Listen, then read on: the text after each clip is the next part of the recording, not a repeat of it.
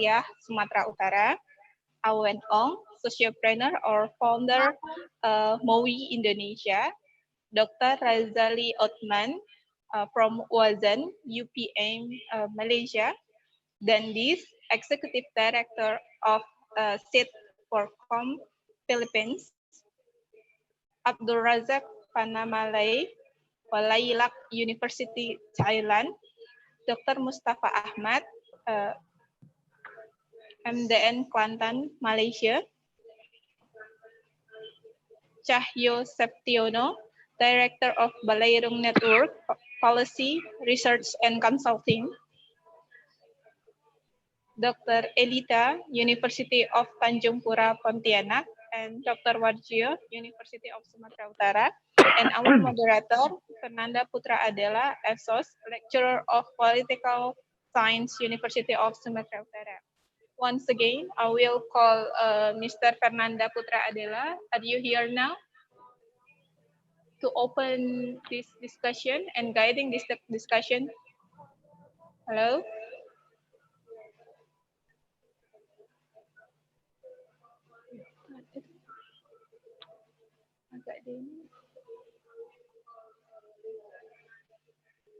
Nggak dengar ya? Nggak berdengar?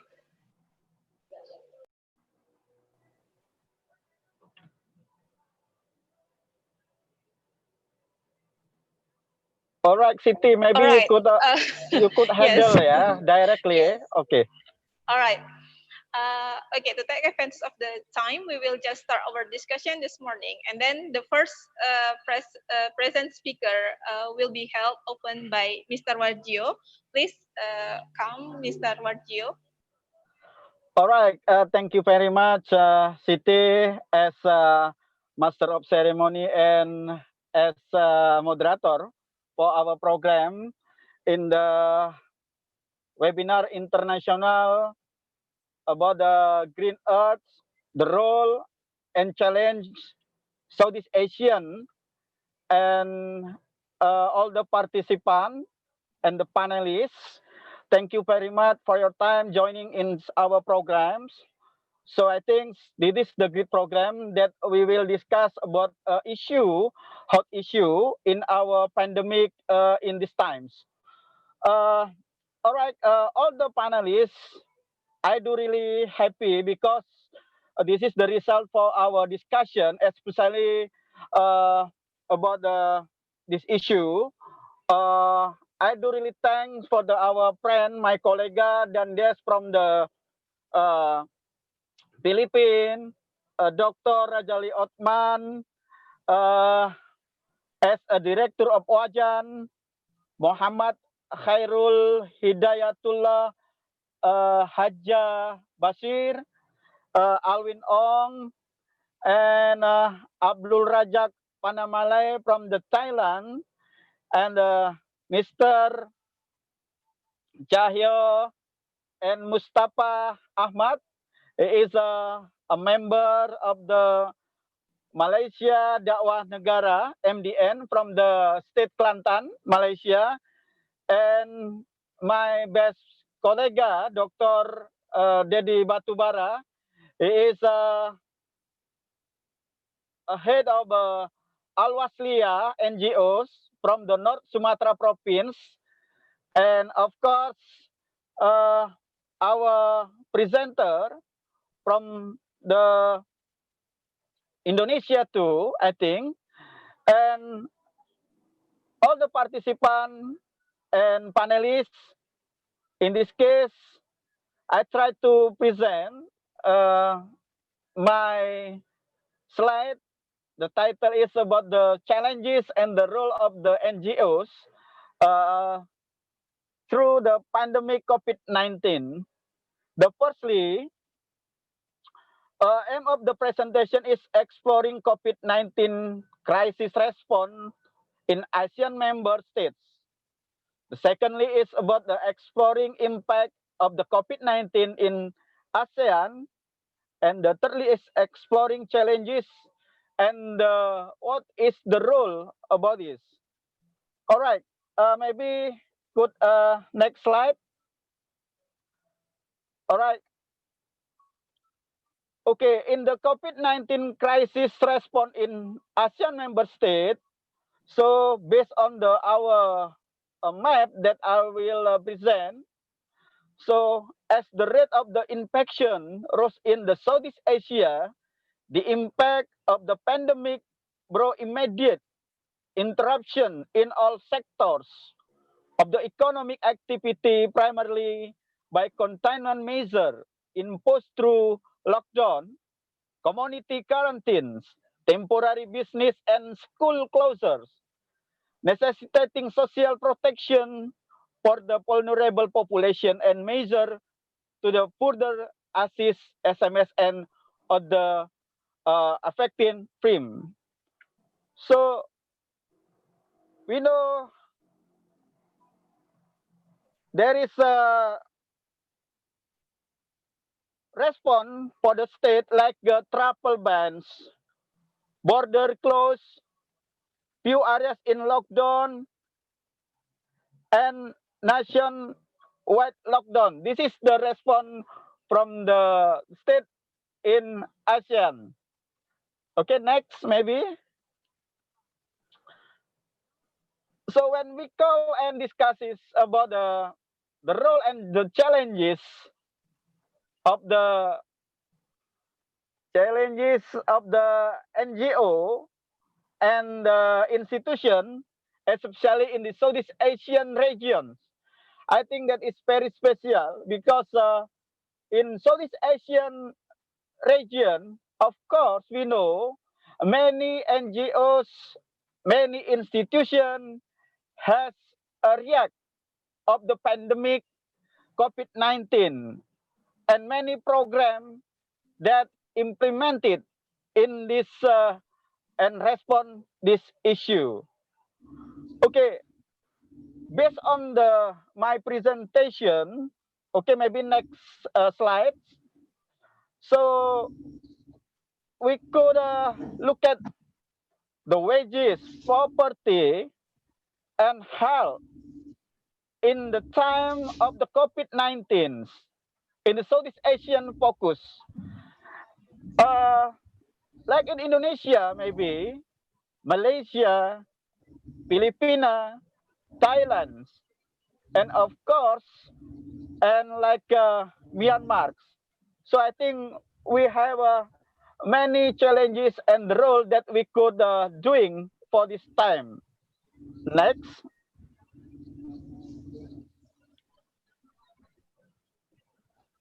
Okay. What is the challenges for the NGO? I think we know the role NGOs in this pandemic period. I think civil society has an important role to play in ensuring funds to tackle the COVID-19 pandemic reach their destination. All right.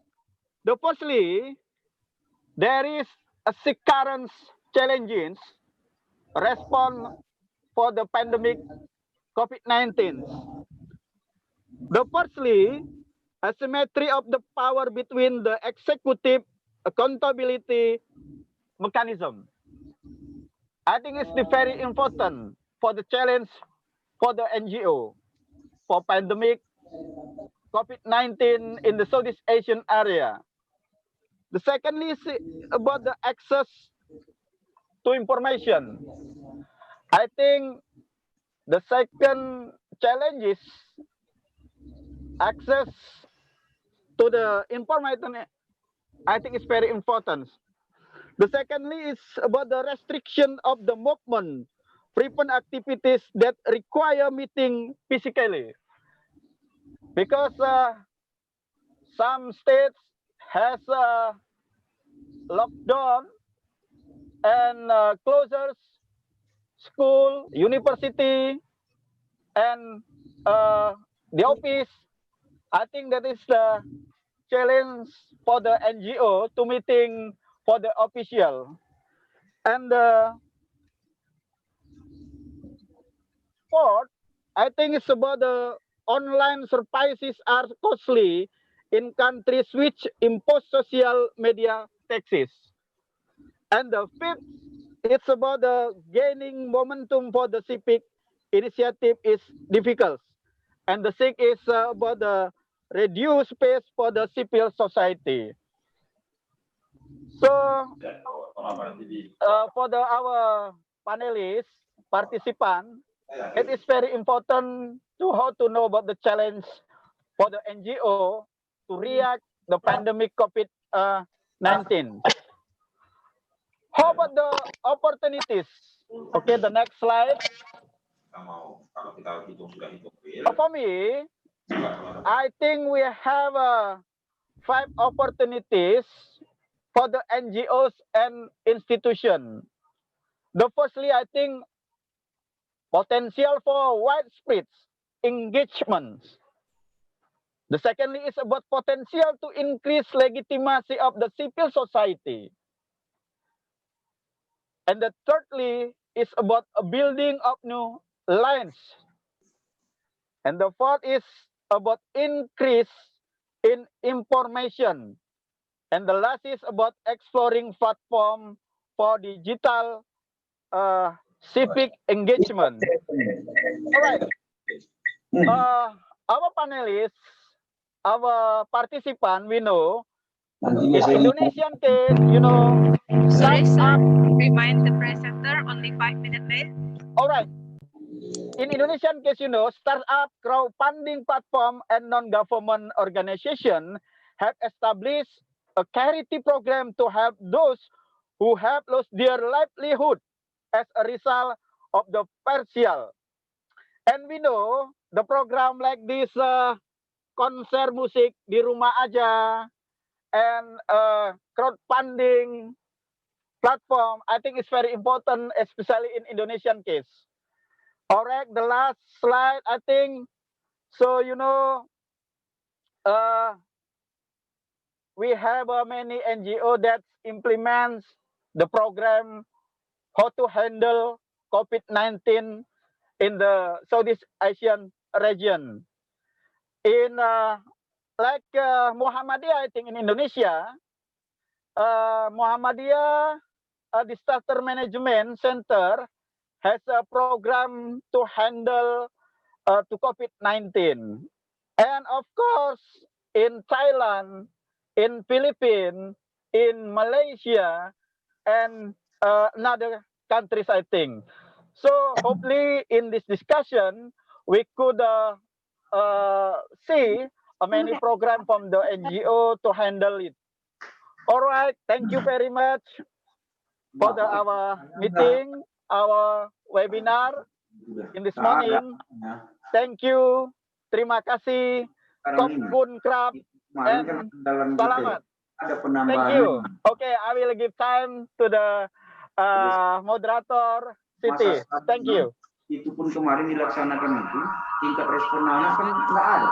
Mr. Warjo, and then remind the participants to turn off or mute the audio, please. Okay, to advantage the time, please welcome to Mr. Dandis to present the presentation now. Mr. Dandis from Executive Director of SID for Com Philippines. Okay, thank Please you. welcome. Okay. Yes. Assalamualaikum. Waalaikumsalam warahmatullahi wabarakatuh. Warjo for Waalaikumsalam, my friend. This opportunity to connect globally. Although we are asked to be in social distance in this time of pandemic, but with the digitalization, this also leapfrog our way to connect with people, not only local, regional, but in the Southeast Asian region. So this is how digitalization has an advantage. Okay, so I'll present to you our organization's role. And every one of us has been affected with this coronavirus pandemic. And what is our role here as an NGO? So could you go to the next slide, because I'm not the one controlling. Next slide, please. Yeah. So can we go to the next slide?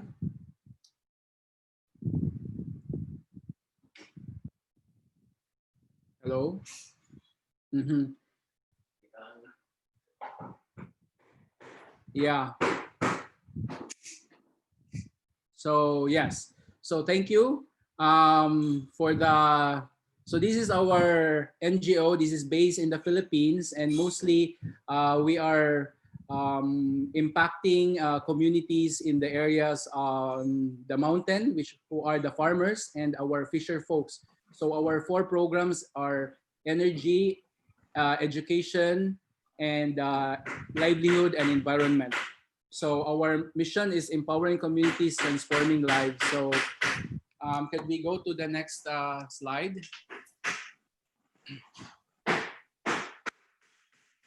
So this is the yesterday's data of our case here in the Philippines. So as of yesterday, there are already like 41,000 positive. And I'm currently here in Cebu City. And the Philippines is an archipelagic country, just like Indonesia. But our we also have these programs such as adopted nationwide, the lockdown. So these are quarantined different cities to prevent the spread. So unfortunately, Cebu City, which an island where I am located, we are back to lockdown because of so many incidents that was happening like 2 weeks ago. So let's go to the next slide. So what is our role really? You know, so as of today, we are now on our third month, and this was really happening in individuals here in the Philippines. So I know a lot of my friends, especially their parents, they are still in the fear zone because they have lost their source of income, or they resort to like depression. So we have to look at our role as an NGO or even as an individual. How can we shift people, no, in terms of information awareness of the situation right now? How can we help for the COVID? But we have to let them jump from fear zone to the learning, because this learning zone, it needs time, not unless people are not just reactive but are already in control, you know, or can manage this crisis to growing zone. So with the experience here in the Philippines during the lockdown, what happened was people in their own house, because they were afraid, they are fearful. So they had resolved to food gardening. No? So I will also send to you what our initiatives here, no? From hungry to food security. So these are some of the important um, what is this important areas that we have to address the people's security of food. And aside from battling this COVID, because this is really a medical and health issue, we have to respond how this can be treated. No, so this is a global issue, so there should be a global cooperation all efforts to stop this pandemic and come up with this vaccine as soon as possible. Okay, next slide. So I hope we are going from fear to learning or to the growing stage. And this is the important work of our group here, because as much as we are right now here in this web forum, we are now learning from different countries or initiatives. So the first wave was really. Pardon, sir. Remind the presenter only 5 minutes left. Okay, so we have the first wave, which is physical, that we have to address, economic, but at the same time focus also on mental. There are a lot of cases like people suicide because of fear, because of the infection. So these were also instances that are alarming. So next slide. Yeah, so in the community response that we did here in the Philippines, so aside from the physical, we also have to look at the support system in the spiritual and psychological. And we know that the Maslow's needs hierarchy, food and security of jobs. So we really have to look at how the grassroots are inclusively helped. So that's why the role of NGOs and the civil society, they know their network, they know their community, they know how to communicate and the importance of communicating, and they trust the NGO. So this is one role that we can help. And as here in the Philippines, we have a serious concern because mostly the lockdowns are more on the military presence of a lot of military, and then not much on the medical frontline support. And just recently, our president also signed this. There was this bill, the anti-terrorism bill, that was just signed into law. So we should focus also on the most relevant and most important issue right now, which is to address this health pandemic and taking care of people's health, economic, and livelihood. So next slide.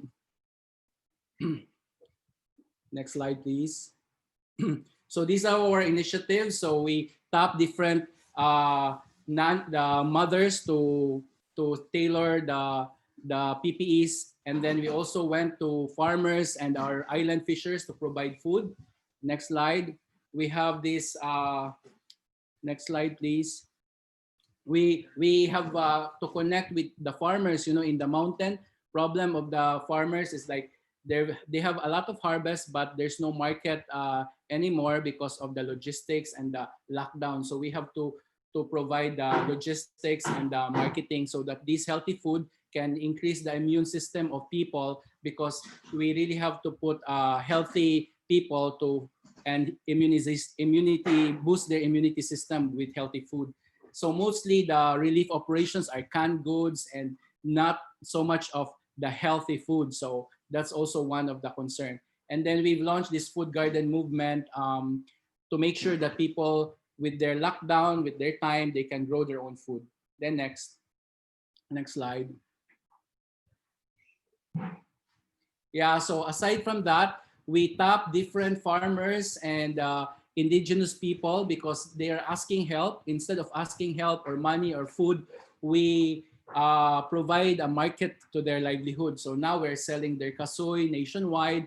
Then now they're planting seaweeds because these remote or IP communities, they are not really affected with the coronavirus, only urban cities because of the more movement of people, you know. So these are very apparent in the experience here in the Philippines. Next slide.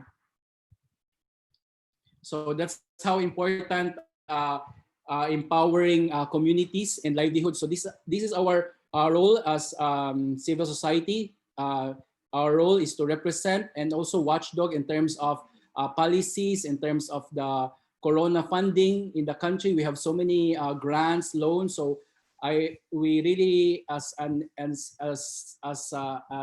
third sector of society, accountable. We have to account for these coronavirus or emergency powers which countries are doing. And as I said, communication and trust is important. So next slide. So this is the leadership role from mobilization to stabilize and strategize. So with these 3 months, I hope we can help in the strategy with local government, private sector to address inclusivity with the affected vulnerable communities. And the last slide will be, yeah, next slide. Yeah, so these are the, go back please, the previous slide. So the 4, can you go back to the 4? Yeah. So these are our future role. Next slide. Next. I think second to the last slide. Next slide. That one. Please hold it. So this is our role right now, is to look at the environment in regulation, especially on laws because of this pandemic. And then CSOs, we have the right to participate in decision making. And then also our third is the political harassments in the human rights. And it was also mentioned we don't have any more space to do social activism, so there should be a space. And lastly, funding, because a lot of funds from the INGO, international NGO, this and also local NGO will have difficulty in funds. So we have to look at a different model. So thank you very much, and good day. Thank you very much for this list. Remind the participant to turn off the audio. And then, sorry if the speaker has a short time to explain his presentation. We hope to have a longer discussion after all material presentations are finished. Okay, next we will to go to next speaker is. Can you hear your voice, ma'am? Yes. Your voice. Can you voice up? Your sorry. Okay.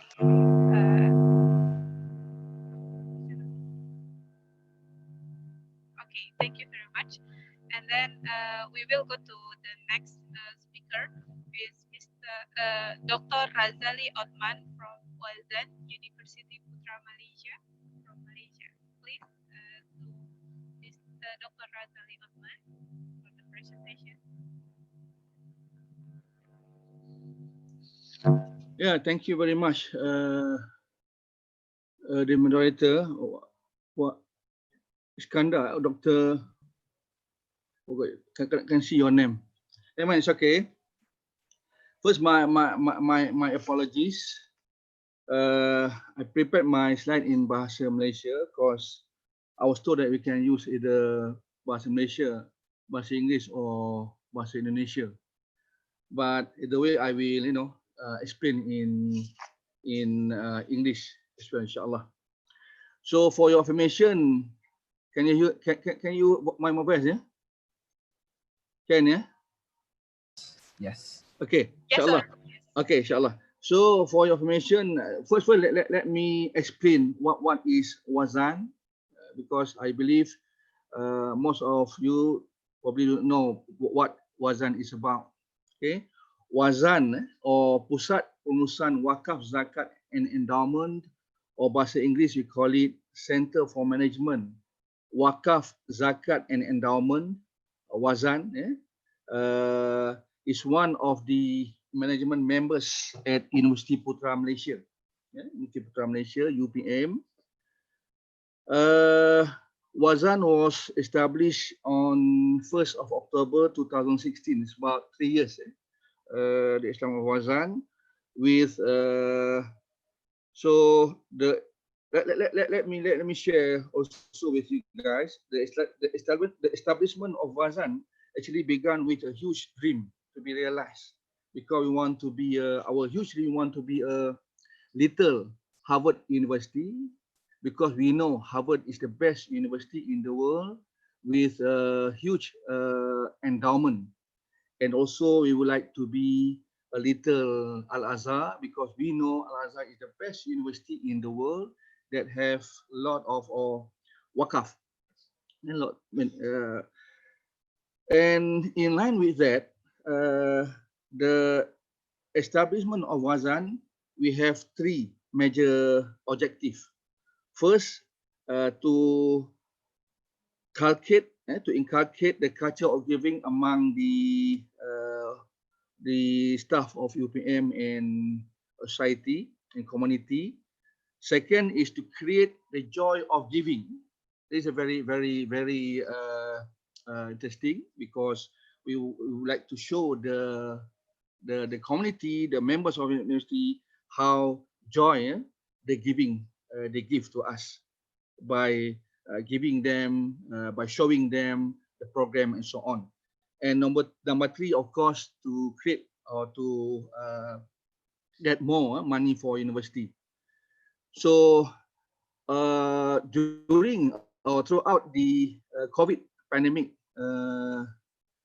COVID pandemic 19 started in 18 April, Wazan has launched 7 initiatives to help the university. In other words, to complement the university that what the university has done to our staff. Among that, first is we have established the what we call it with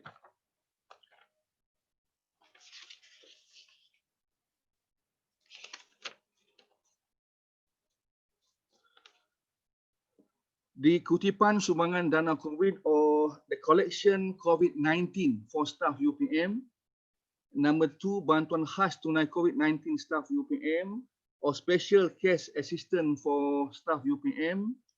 Number 3, bantuan khas bukan tunai COVID-19 for staff and student. Special non-cash assistance for staff and students UPM. Number 4, the emergency funds assistance for student and staff. Number 6 is the management of distribution of zakat for student UPM. And number 7 is, of course, the collection for wakaf zakat and quasi endowment. We have 2 kinds of endowment. One is endowment, true endowment, and the second one is the quasi endowment. Next slide, please. Next slide, please. Okay. This is the collection for COVID-19.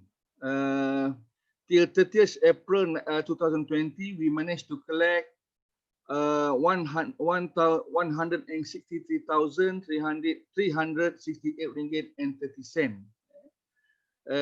including comprising 330 contributors among the staff, alumni, and agencies. All right. Number 2, slide, please. Next slide, please. Okay, this is the second initiative that we launched.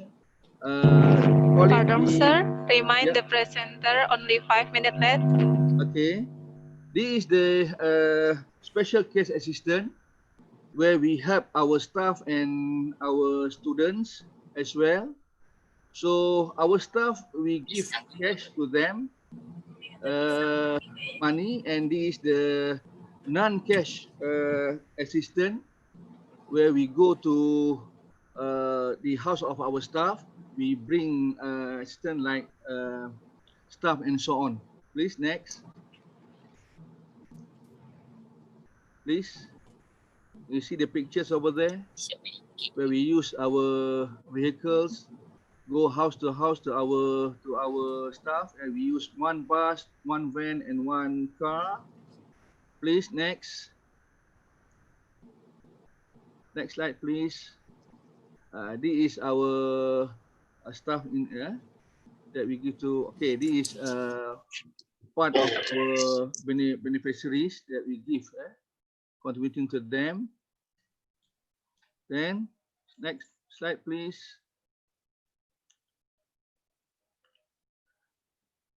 Okay, this is the emergency fund assistance for student and staff. So throughout the COVID, the pandemic, till started, as I mentioned earlier, started 18 March till 30 April, we managed to help 89 students and 20 staff with the amount of 4,575 ringgit for the assistant. Next slide, please. Next slide, please.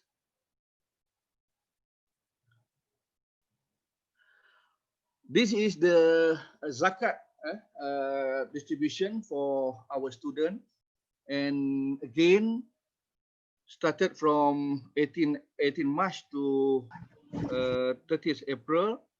We distributed about to 605 students with the amount of 277 ringgit 361 cent. And last week we will check all the amount that we distributed reaching 500,000 just for the student. Next slide, please.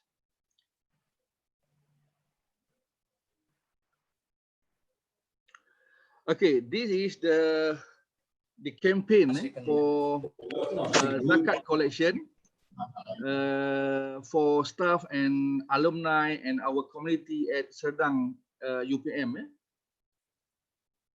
This is the part of the banners that we use to attract them to give, to contribute to University Putra Malaysia, especially to Wazan UPM. Please, next.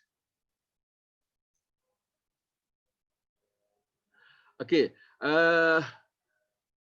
in March, in May, we also launched a special program. We call it E-Ziarah Ramadan, where we have 132 per student in Malaysia, UPM student in Malaysia, where we next slide, please.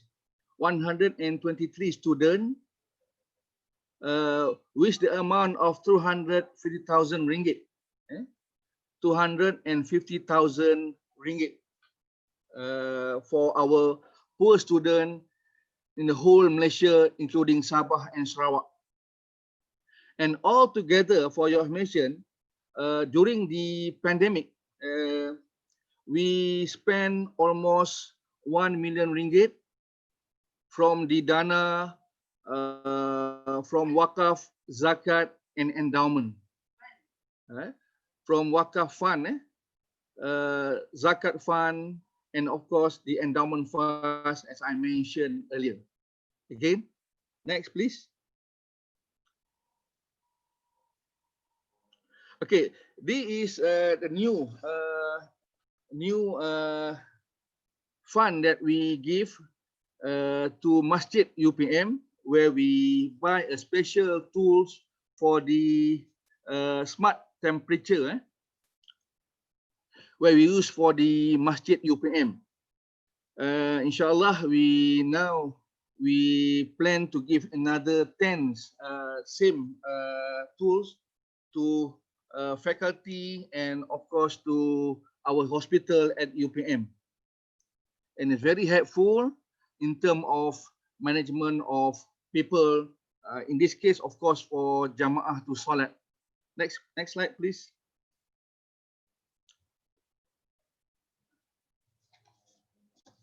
Yeah, you see, it's very clear and very easy to use. Where we spend about 30,000 to give to buy the tools. Next slide, please. So Alhamdulillah. So during the COVID-19, as I mentioned earlier, we spent almost 1 million ringgit to help our staff, our students at UPM, using our own fund, not the university fund, our own fund from the 3 type of funds. One is wakaf funds, second is zakat fund, and the third is the endowment fund. So thank you very much. Yes, thank you very much for Mr. Othman. And then, sorry if the speaker has a short time to explain his presentation. We hope to have a longer discussion after all material presentation are finished. Okay, thank you to the speaker for presenting his analysis and opinion. And then the next speaker is Mr. Dr. Dedi Iskandar Batubara from Pengurus Wilayah Awasliyah Sumatera Utara. Please to Mr. Dedi Iskandar Batubara.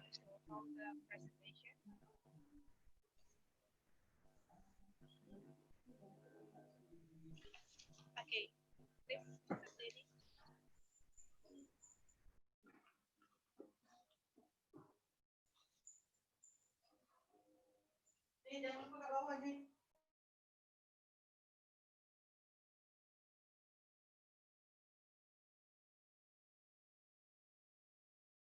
Sorry, Mr. Dedi, your speaker is mute. Maybe you can unmute your speaker. We cannot hear your voice. Mr. Dedi, your voice cannot hear now. You need to unmute your speaker. Maaf, Pak Dedi, di unmute dulu speakernya karena kami nggak dengar.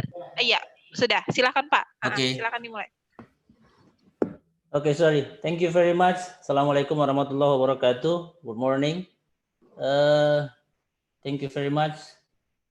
I have a time to presentation in this session in the webinar international about COVID-19. And I want to presentation in Indonesian language. Special thank for Mr. Warjio. My lecture, my promote.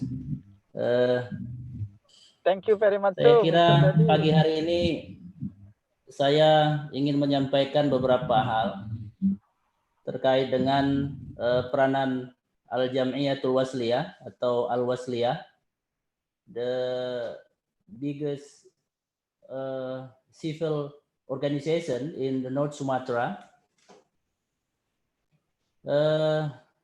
terkait dengan peranan Al-Wasliyah dalam memutus rantai penyebaran COVID-19. Saya ingin membagi kepada 3 variabel utama agar kita bisa lebih memahami terkait dengan fenomena COVID-19 di Indonesia. Yang pertama, grafik perkembangan penularannya. Yang kedua, istilah NGO atau organisasi menurut kebiasaan masyarakat kita. Dan yang ketiga, klasifikasi terkait kelompok masyarakat dalam menyikapi pandemik. Pertama, saya ingin menyampaikan dulu terkait dengan grafik penularan COVID-19 di Indonesia. Saya mengupdate informasi yang disampaikan oleh gugus tugas Pemerintah Republik Indonesia 5 Juli 2020 sampai dengan pukul 12 kemarin siang, bahwa terdapat 63.749 yang positif, sembuh 29.105 dan meninggal 3.100. Tersebar di seluruh wilayah Indonesia di 34 provinsi dan 453 kabupaten kota. Para panelis dan para penyimak webinar yang berbahagia, saya kira mari kita masuk dulu kepada pemahaman agar kita bisa satu persepsi melihat posisi Al-Jam'iyatul Wasliyah sebagai sebuah organisasi kemasyarakatan di Indonesia. Kita memahami bahwa organisasi kemasyarakatan itu tentu agak sedikit berbeda dengan LSM. Organisasi kemasyarakatan itu dibentuk oleh masyarakat dan kemudian dia punya infrastruktur organisasi yang sampai ke tingkat level terbawah. Dan juga kemudian dia sebagian besar barangkali ada yang berdiri bahkan sebelum Indonesia merdeka, termasuk diantaranya adalah Al-Wasliyah. Sementara LSM adalah organisasi yang didirikan oleh perorangan atau sekelompok orang yang secara sukarela memberikan pelayanan kepada masyarakat tanpa tujuan untuk memperoleh keuntungan dalam kegiatan tersebut. Tapi saya ingin memahamkan kita bahwa posisi organisasi kemasyarakatan dan LSM ini kita persepsikan bersama dengan istilah NGO. Di Indonesia, khusus di Sumatera Utara, saya kira ada 3 kelompok masyarakat dalam menyikapi pandemik COVID-19. Pertama, ada kelompok yang kita sebut kelompok patuh, yaitu mereka yang orang-orang sangat serius mematuhi semua protokol kebijakan yang dikeluarkan oleh pemerintah dengan mereka secara sukarela menerapkan pola hidup yang sehat sesuai dengan standar yang diperintahkan. Dan saya kira pada kelompok ini terdapat sebagian besar diantaranya adalah masyarakat yang berpendidikan, kemudian tinggal biasanya di wilayah perkotaan, dan mereka menerima cukup banyak informasi terkait dengan COVID-19. Kelompok yang kedua adalah kelompok yang hati-hati. Kelompok yang ini mereka memahami dan mengetahui bahwa COVID-19 itu berbahaya, tapi karena kondisi sosial ekonomi yang sedang mereka hadapi, kemudian mengharuskan kelompok dan orang-orang ini tetap beraktivitas di luar rumah. Ini biasanya para pekerja, atau kemudian kalau di Kota Medan di Sumatera Utara, sebagian besar ini adalah pekerja harian, pekerja buruh yang kemudian tidak mungkin untuk tidak melakukan aktivitas pekerjaan seperti biasanya, karena sebahagian besar atau seluruh kebutuhan hidupnya itu akan sangat ditentukan dari seberapa aktif dia melakukan pekerjaan dan mencari kebutuhan untuk penghidupannya. Kemudian dia tidak punya pilihan lain kecuali karena alasan sosial ekonomi yang sedang dia hadapi, maka aktivitas di luar rumah itu harus dikerjakan. Kemudian kelompok yang ketiga adalah kelompok yang abai. Ya, masyarakat yang mengetahui bahaya COVID melalui pemberitaan, namun karena tidak melihat langsung semua bahaya yang disosialisasikan dan disampaikan itu, mereka menyikapinya dengan biasa-biasa saja. Dan ini biasanya masyarakat yang tinggal di daerah-daerah yang tidak terjadi penyebaran COVID dan belum ada bukti yang mereka temukan atau belum ada korban yang mereka persaksikan secara langsung akibat yang ditimbulkan oleh COVID ini. Dan ini biasanya masyarakat di wilayah pedesaan yang meskipun mereka tahu bahwa bahaya COVID itu ada, tapi karena mereka tidak melihat secara langsung bahaya yang ditimbulkan itu, mereka menganggapnya seperti persoalan dan kasus biasa-biasa saja. Selanjutnya, apa peran dan fungsi organisasi dalam menangani COVID-19? Tuan-puan dan kita semua, sir, remind the saya kira, presenter only 5-minute left. Maaf Pak, thank you. waktunya tinggal 5 menit. Siap. Ya. Ada dua tujuan peran fungsi NGO dalam menangani COVID. Yang pertama saya kira termasuk diantaranya Al-Wasliyah menjadi kepanjangan tangan dari pemerintah dalam mensukseskan berbagai program dan kebijakan yang dibuat. Kemudian yang kedua sekaligus menjadi inisiator peran yang juga dilakukan oleh Al-Wasliyah, beragam bantuan yang oleh pemerintah disediakan, kemudian organisasi seperti Al-Wasliyah itu menjadi penyalur dan pemberi penyampai kepada masyarakat terdampak. Bantuan. Al-Wasliyah Sumatera Utara pada 3 bulan terakhir ini sudah berhasil menghimpun dana begitu besar dan menyalurkan kepada tidak kurang dari 2.000-an paket bantuan. Yang tujuannya tentu saja adalah memutus mata rantai penyebaran sekaligus meringankan beban masyarakat akibat dampak pandemi COVID ini. Ada 3 fokus juga yang dilakukan oleh NGO menurut saya dalam menangani COVID ini. Pertama, pada bidang pendidikan, senantiasa melakukan sosialisasi terkait dengan social distancing dan physical distancing. Kemudian melakukan penghentian terhadap semua kegiatan yang menimbulkan kerumunan massa, dan sosialisasi hidup sehat di masa pandemi. Yang kedua yang juga dilakukan oleh para NGO yang fokus di bidang kesehatan, diantaranya penyemprotan disinfektan, pembagian cairan pembersih atau hand sanitizer, dan penyerahan alat pelindung diri bagi tenaga medis.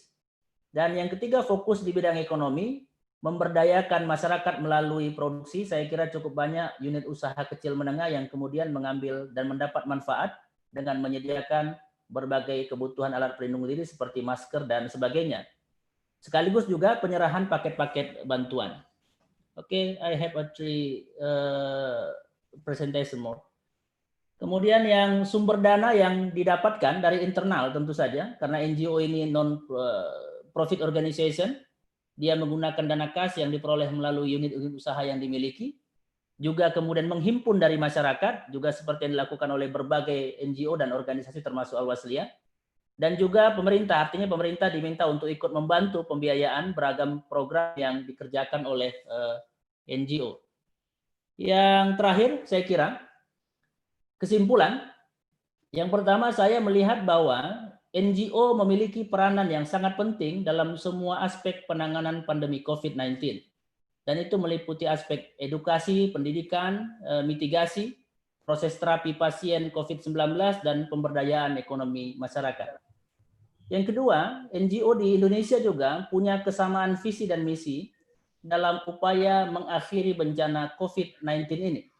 Mereka bersinergi dengan semua pihak untuk bersama-sama melakukan berbagai langkah yang konkret dalam mencegah penularan dan meminimalisir dampak pandemik dalam segala sektor.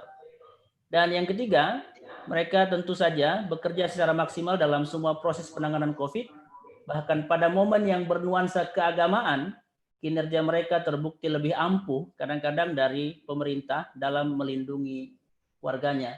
Saya kira itu beberapa pemikiran-pemikiran yang bisa saya sampaikan dalam presentasi yang sangat berharga ini. Insya Allah mudah-mudahan ini ada manfaatnya. Saya juga mohon maaf barangkali saya tidak nanti bisa mengikuti webinar ini sampai dengan terakhir, karena sebagai anggota parlemen, I have to end it in session meeting in the parliament because I'm a senator from North Sumatra province. And then thank you very much. Assalamualaikum warahmatullahi wabarakatuh. Morning. Waalaikumsalam warahmatullahi wabarakatuh. Thank you very much for Mr. Dedi Iskandar Batubara. And then to all participants who want to ask the question, please write down their question in the chat room. Thank you. And then the next speaker is Mr. Muhammad Khairul Hidayatullah, Assistant Lecturer UNISA, Brunei Darussalam. Please welcome to the speaker, Mr. Khairul Hidayatullah, to explain the material. Okay. Sorry. Okay. Okay. So thank you to the thank you to the moderator. Hang on, yeah. Sorry. Okay. Thanks, moderator Siti Norini. Bismillahirrahmanirrahim. Assalamualaikum warahmatullahi wabarakatuh, and a very good morning to all. So I'm Khairul. I'm an assistant lecturer at the University Islam Sultan Syarif Ali. So I would like to thank to the organizer to invite UNISA, representing Brunei, to share our experience in responding to COVID-19 in this webinar. So just a brief explanation about UNISA. UNISA is a short for University Islam Sultan Syarif Ali, was established in 2007 and is the Brunei's second university and the first national university, national Islamic university in Brunei. So as we all know, when it comes to the pandemic, more than 1.5 billion students and youth across the world are affected by the school and university closure due to the COVID-19 outbreak. So in this presentation, I will share about UNISA responses to carry on with teaching and learning activities during this pandemic, and as well as on how to address this issue, this pandemic, this crisis in the future. A brief fact on COVID-19 in Brunei. So the first COVID-19 case is actually imported case, was detected on 9 March 2020 when a 53-year-old man was tested positive for the coronavirus.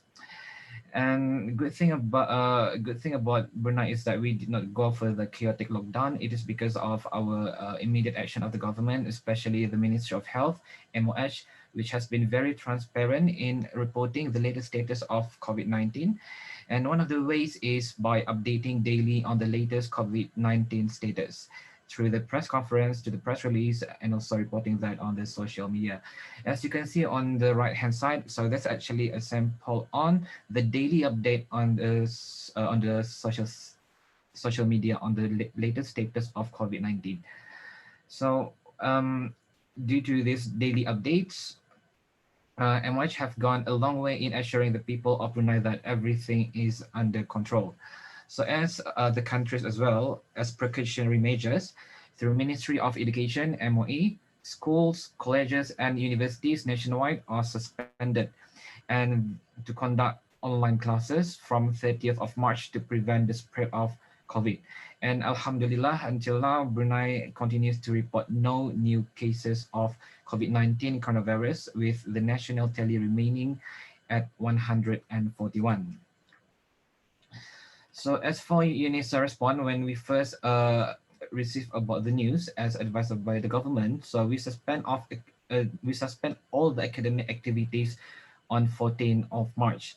And soon after, we established UNISA COVID-19 action team to actually respond and then take some precautionary measure on how to best deal for the university and how to best respond for the pandemics. And then the learning session was conducted online from 30th of March. And also apart from that, UNISA has also activated the business continuity plan. So in a way that this is actually to protect the well-being of UNISA, especially staff and also the students. So in a way that we will categorize our staff and students into different category. So for the staff, for those who are under the vulnerable category, so for example, for those who are sick and also expecting mothers, so they can actually work from home. After that, so we developed UNISA de-escalation plan. So this de-escalation plan is to actually look for our next action if COVID-19 will recover. So it's actually our next action. And then we also have UNISA COVID-19 hotline. Should there be any queries for the public, the student, and the staff to find out more about the status. So this is actually to avoid from getting any false information. So this is actually in March. So what happened is in March, we suspend all teaching and learning. So we actually shift to the online platform as alternative to attending the classes. And then all CCA, all social activities were suspended, and University Residential College was closed. So, but except for the international students with strict surveillance monitoring. And then because of end of April and May, so it's actually examination period. So we were given the opportunity to actually think what's actually the best way to deliver the examination. So it could be done either through online examination, or it can be done through we can replace with a school project. And then for those who come to the campus, so it is a mandatory that we need to go for temperature checks and then sanitize our hand. And also for those who are sick, we need to use a mask. And then we went for cleaning campaign for the whole building. And then in April as well, because we have outbound, because UNISA we have outbound program, so we recalled all outbound programs such as study abroad program, exchange program. So either they can go online or so they will actually need to just take courses just to resume their in Brunei. So what happened is now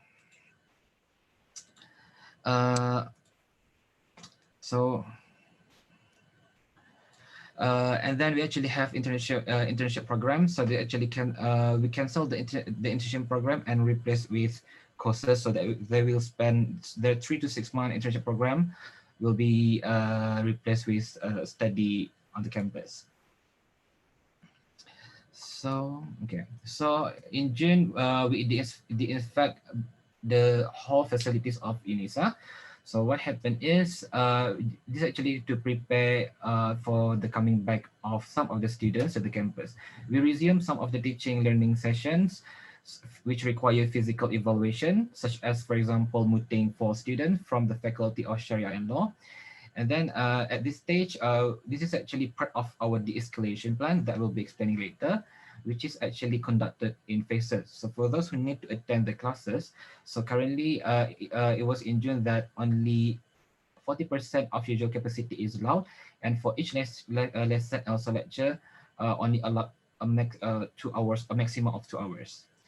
And then for the staff, students, and visitors coming to the campus, so as advised and guidelines provided by MOH as part of the de-escalation plan, so we actually need to go for temperature checks and then adhere to follow and also follow the strict social distancing. And also we actually need to scan Brew Health QR code. So this is MOH also developed Brew Health application in which we actually need to do our self-assessment on daily basis. So that apps will tell us whether we are fit to go to the campus or to go to any business premises. So this is to be done when entering and leaving the campus. So this is actually an examples of how we actually need to update our self-assessment on daily basis, and then we actually need to scan the QR code before entering and exiting the campus. Pardon, then, sir. Remind the presenter only 5 minutes left. Okay, sure. And then when it comes to the seating arrangement, this is actually according to the guidelines set by Ministry of Health. So we're not allowed to sit together to practice social distancing. And then we also still go on with our online social activities. It is actually business as usual for religious. So it is actually being done online. So we can access this. It is broadcasted on Facebook and also on Instagram, or we can actually go on Zoom. So this is actually when it comes to the religious social activities. So in July, so we increased the capacity to 60%, and then we reopened the residential college at 30%. So previously we canceled the work attachment. Now we resume back, but with limited work attachment basis, and then limited CCA and social activities. Before our surah was closed, now it is reopened, and then our de-escalation plan continues. So as an Islamic universities, we also practice our religious spirituality as part of our sponsors, such as Sembahyang Sunat Hajat and also Doa Tolak Bala. So this is actually the Brew Health apps that I talk about. So we actually need to download and update our health status on daily basis before we enter most restaurant businesses, university, colleges. So what happened is, after we do self-assessment, so it will give different color codes. If you are green, it means you're healthy. If you are yellow code, you are considered as mild risk. But still, you are allowed to enter the business premises, university, colleges, schools, or to join any part of the activities. But if you go for red, purple, and if it turns out to be red, purple, or blue, so you're not allowed to enter the business premises. And this is actually our de-escalation plan that I talk about, that this is actually our reopening protocol and then the guideline for the student and staff to exercise our social responsibility. So this is actually part of the de-escalation plan. So when the case was first reported, we were at level 0. It means that we were only allowed online learning. But now, since it gets better, so we are at level 3. So this is actually the infographic. This is actually the operational level 1, and then this is the operational level 3. So these are the samples of our de-escalation and reopening protocol. So how are we going to address the future was actually our current effort. So since we resumed classes, so currently we introduced blended learning in a way that some students will attend physical classes and some will go for online for those who are unable to attend. So for upcoming semester, we will by looking at the situation, we still look at follow the capacity percentage per class. And then for the international students with travel restriction who currently in their home country, for new and incoming student or continuing students, so say for example, if they are unable to attend, so they're allowed to continue their lesson online. And then thanks to our proactive UNICEF COVID-19 action team for for taking their immediate action. And we still continue with our de-escalation plan. And that's all from UNISA. Thank you. Thank you very much from UNISA. And then next, the speaker is Mr. Abdul Razak Panay Malay from Walailak University, Thailand. Please welcome to Mr. Abdul Razak for the presentation.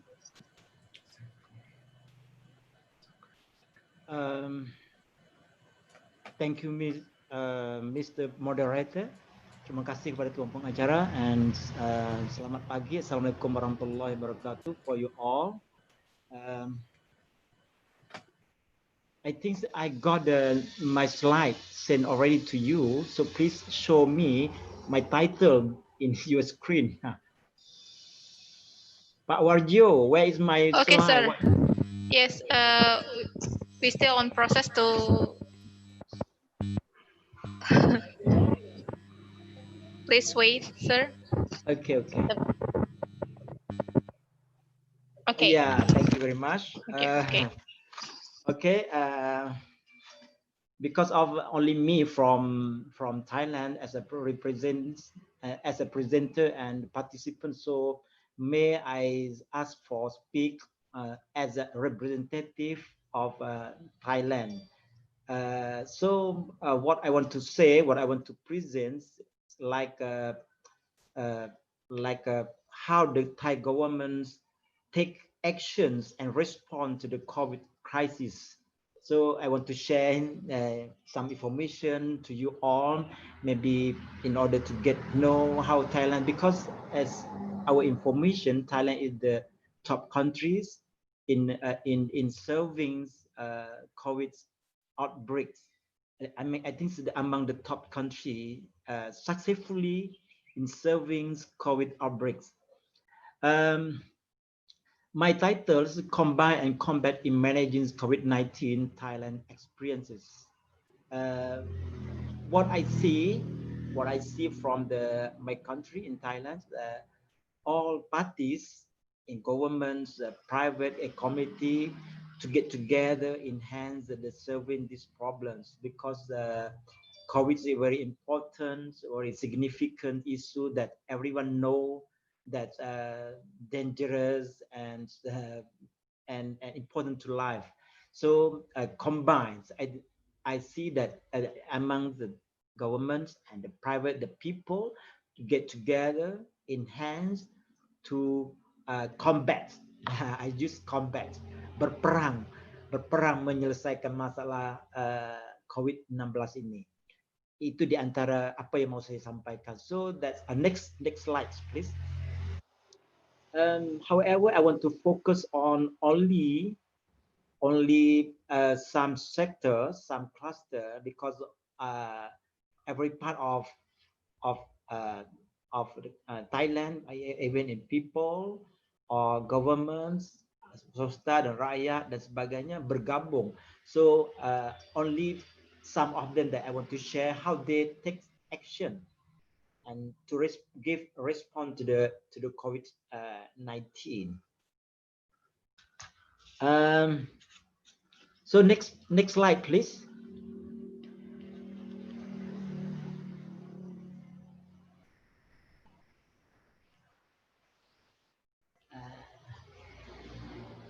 Okay, thank you. All parties combined to combat with COVID-19. There are two organizations that I want to present this morning. One, I call government, I give name a government organization, badan-badan kerajaan. And second, NGO and private organization. And third, the last one, ad hoc organization. Jadi ada tiga badan yang turut bergabung dalam menyelesaikan masalah COVID-19 di Thailand. Ini di antara saya kategori supaya kita dapat lihat jelas bagaimana kerajaan dan rakyat bersepakat dan bersatu dalam menyelesaikan masalah COVID. Yang pertama, badan kerajaan, Biro Kesihatan Persekitaran, Bureau of Environmental Health. Yang ini saya akan bagi secara detail selepas pada ini. Dan yang kedua, saya dapati ada badan-badan NGO dan badan-badan yang swasta punya, private. Contohnya seperti Club of Environmental Health, private school, college, university, and community. Jadi di antara NGO ini terdapat banyak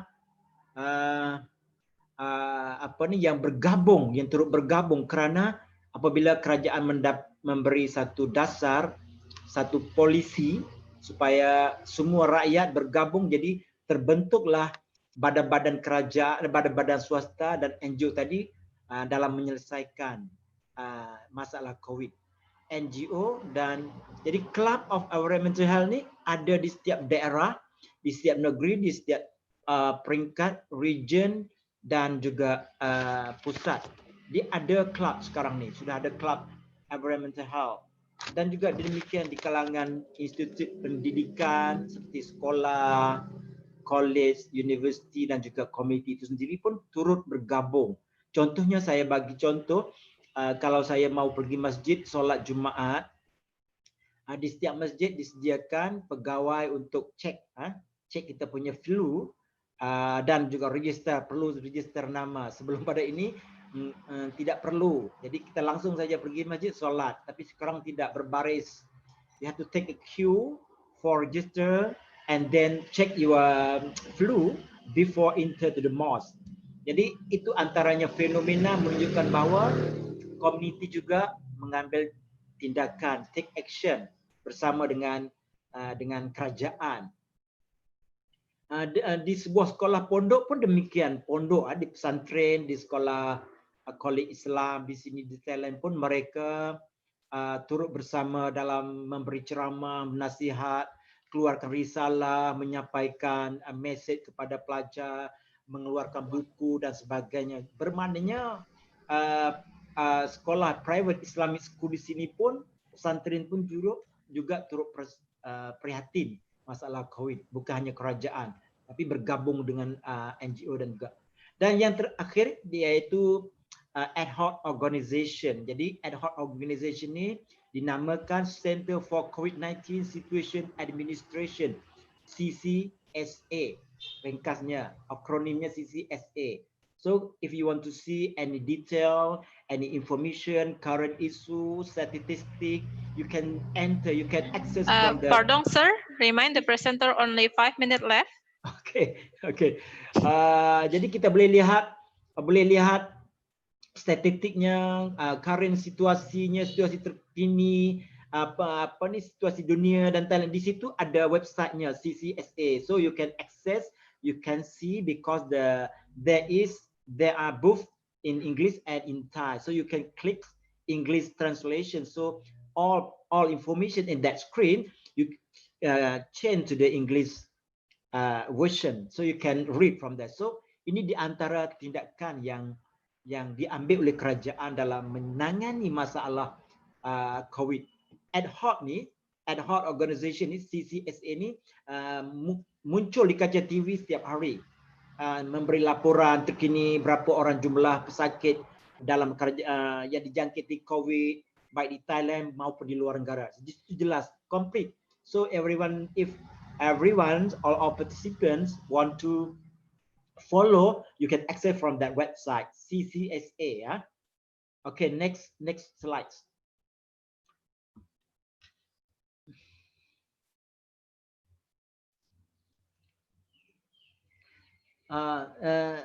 Tolong tekan di next slide.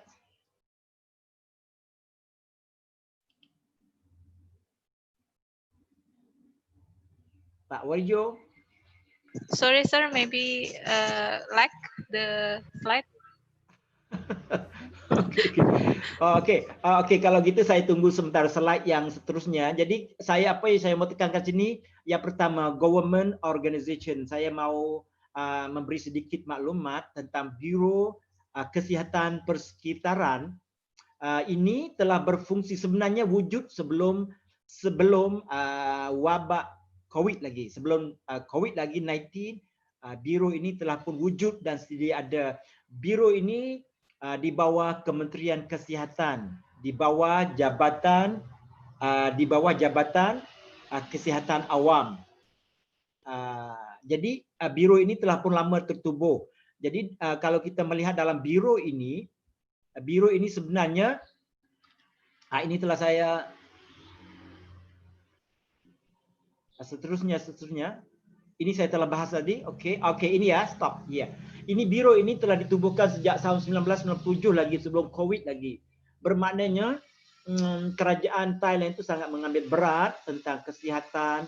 Kesihatan di sini tidak hanya mengenai wabak penyakit sahaja, tetapi kesihatan yang merangkumi kesemua keseluruhannya. Next slide.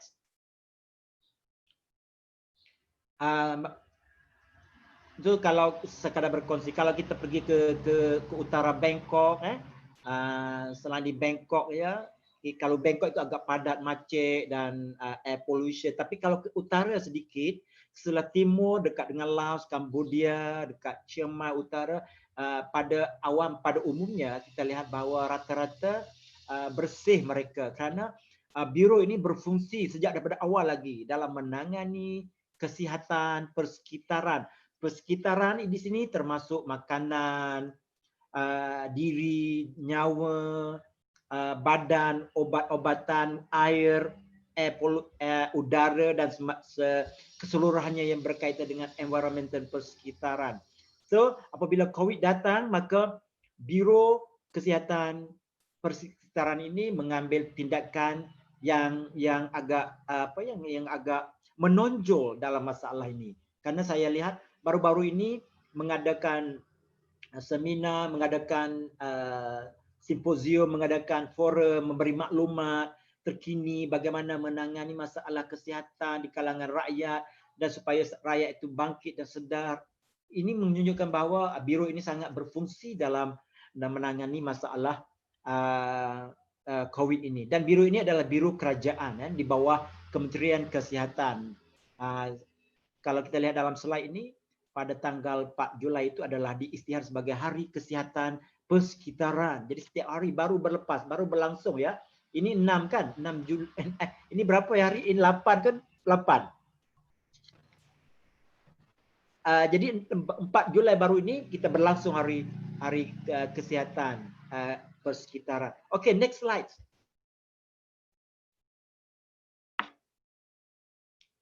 Dan biro ini pula kita bagi kepada beberapa biro.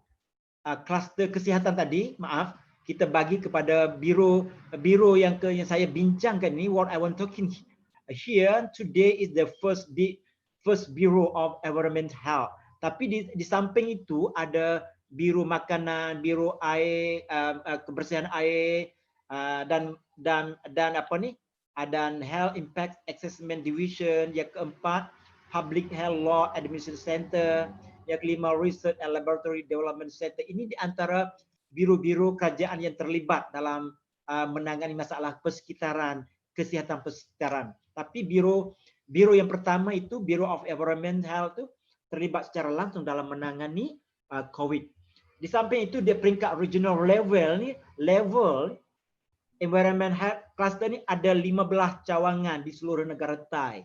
Jadi kerajaan memberi perhatian kepada setiap daerah, setiap region di Thailand supaya sama-sama menangani masalah COVID. Pardon, sir. The time is end now. Finish. Okay. Sebagai conclusion, my conclusion is you can see how the Thai government take actions and give a response to serve these problems very well. So between governments and the people to get together in serving this problem. So thank you very much. Assalamualaikum warahmatullahi wabarakatuh. Waalaikumsalam warahmatullahi wabarakatuh. Thank you.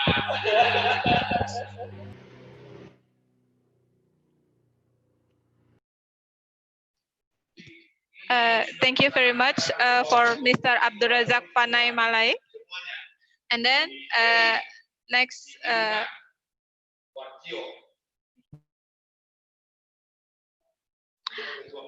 All right, to all participants, want to ask, please write down the question in the chat room, or later we will give to ask the speaker directly. And then the next speaker is Dr. Elita from University of Tanjung Pura, Pontianak. To Mrs. Dr. Elita, please welcome to the presentation.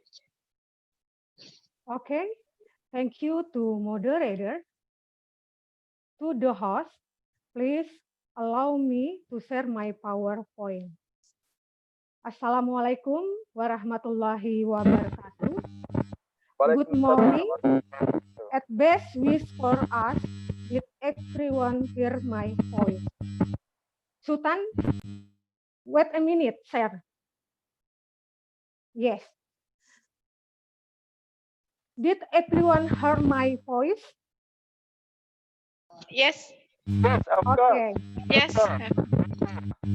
First of all, I thank Mr. Wargio for the opportunity given to me as a panelist at the international webinar today. Thank you very much, Mr. Dr. Wargio.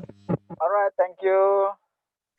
By the way, I was surprised from 10 panelists, I am the only female. Therefore, I was the most beautiful panelist today. Yeah, of course. Yes, yes. The panelist today who was very extraordinary and come from various countries. There are from Indonesia, Malaysia, Brunei Darussalam, Philippines, and Thailand. And I am very grateful to all participants on this international webinar that I am proud of. My name is Elita. I am a lecturer at the Faculty of Social and Political Sciences, Universitas Tanjung Pura, Pontianak, Indonesia. Today, I presenting about NGOs, the COVID-19 pandemic, and MSMEs perspective of smart human security. Next, Sultan. As we know, at the end of 2019, the world was shocked by the news of a coronavirus outbreak in the city of Wuhan, China. Then, what health organization called that disease with the name COVID-19. This pandemic gives some impact on various sectors, not only health sector, but also education, politics, and also the economic. According to the Indonesian Minister of Cooperative and SME Indonesia, said that as many as 6.3 million of MSMEs fell during the COVID-19 pandemic. Their daily income dropped dramatically, threatening the business continuity.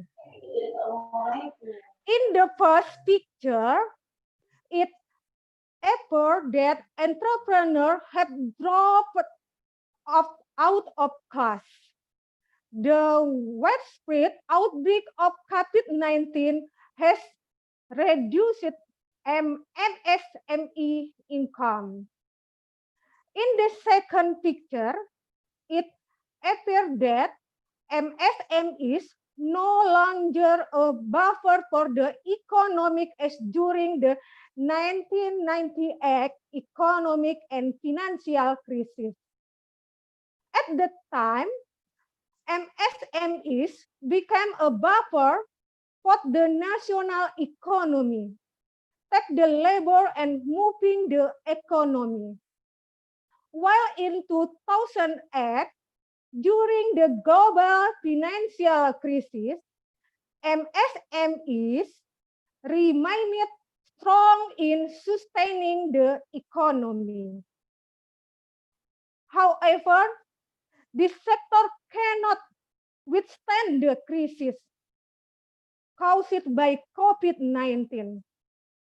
Regulation from the government to implementation physical distancing and reduced activities outside the home during the COVID-19 pandemic, then giving some decrease in demand of physical market. For this reason, NGOs actor must put more attention to MSMEs in the COVID-19 pandemic. To deal with the impact of COVID-19 on MSMEs, there is a very important actor, namely NGOs. Based on this, I will state the model of NGOs actor role in handling the impact of the COVID-19 global pandemic in MSMEs in perspective of smart human security. Next, Sultan. Facing this problem, I use qualitative method and data collection by studying literature from article in journal, online news, and book relating to human security and COVID-19. Also, this method has been presented at an international webinar attended today with the aim of providing input for the improvement of better research. Based on my research, which is my talk idea, I developed the concept of human security into smart human security. Into smart human security. I repeat again. After the end of the Cold War, the conception of security has changed, which began only for military security. Evolved into human security, handling the impact of the COVID-19 global pandemic, the concept on human security developed, in my opinion, it is called smart human security. Why? Sorry, ma'am. Remind the presenter only 5 minutes left. Okay, thank you very much. Why is it called smart human security?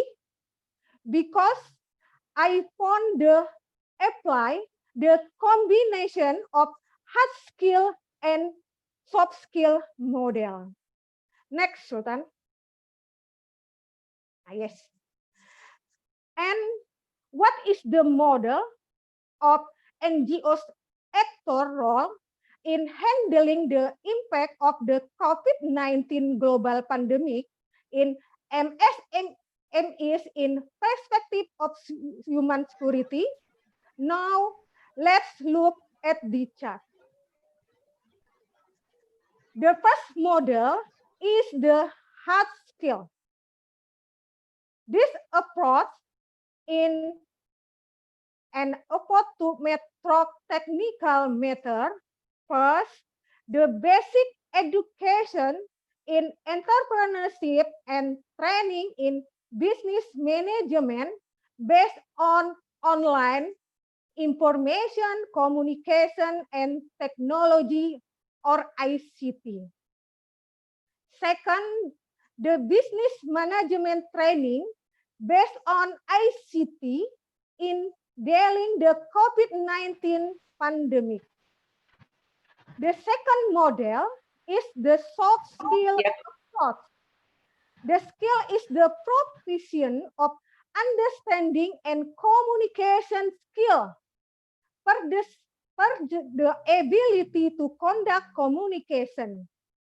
So, the people can have good communication on entrepreneurship skill. Second, soft skill through empathy buying. Empathy buying means that people also buy product from MSMEs as from their empathy and for the sake of economic security. Because in a state of crisis due to COVID-19, families with low income experience financial difficulties that depend on the government or social institution. Empathy buying successfully supported the strengthening of economic security in this COVID-19 pandemic condition. As the conclusion, so NGOs actor role who care about MSMEs with affected by COVID-19 was implemented the smart human security with is integrating the hard skill and soft skill approaches. So MSMEs could be grade up. The definition of MSME grade up is that where the business can grow and of course accompanied by increased productivity.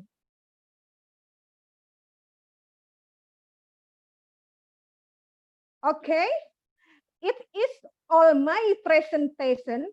Next, Sultan.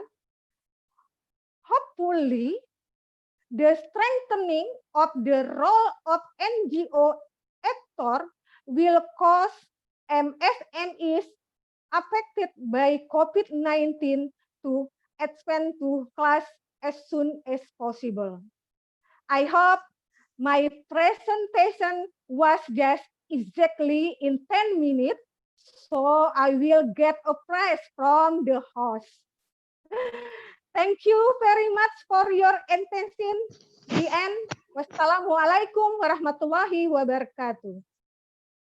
Waalaikumsalam warahmatullahi wabarakatuh. Thank you very much, Dr. Elita.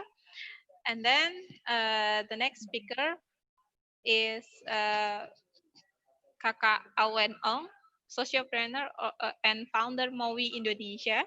And then please welcome to Kak Awen Ong to presentation. Okay. Thank you, Siti. Can I use the share screen? Yes, Kak. Welcome. Okay, wait. Okay, thank you very much.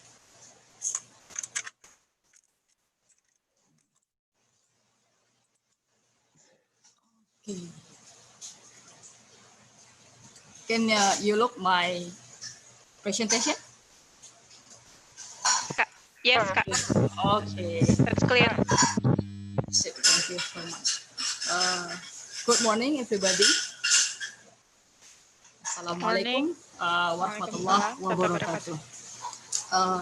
First of all, I want to thank you. For the opportunity you have given to me, especially for Mr. Wajio. I'm so happy being here today with the expert from many countries. Okay, let me introduce myself here. I am Alvin Ong from Medan, Indonesia. I'm an entrepreneur and focus on social activities that many people call it as sociopreneur. One of my business is MOWI, MOWI is a city tour bus service with the concept of entrepreneurship, education, tourism. Previously, allow me play a video about what is MOWI and why it was created. Can you do? Okay, I saw.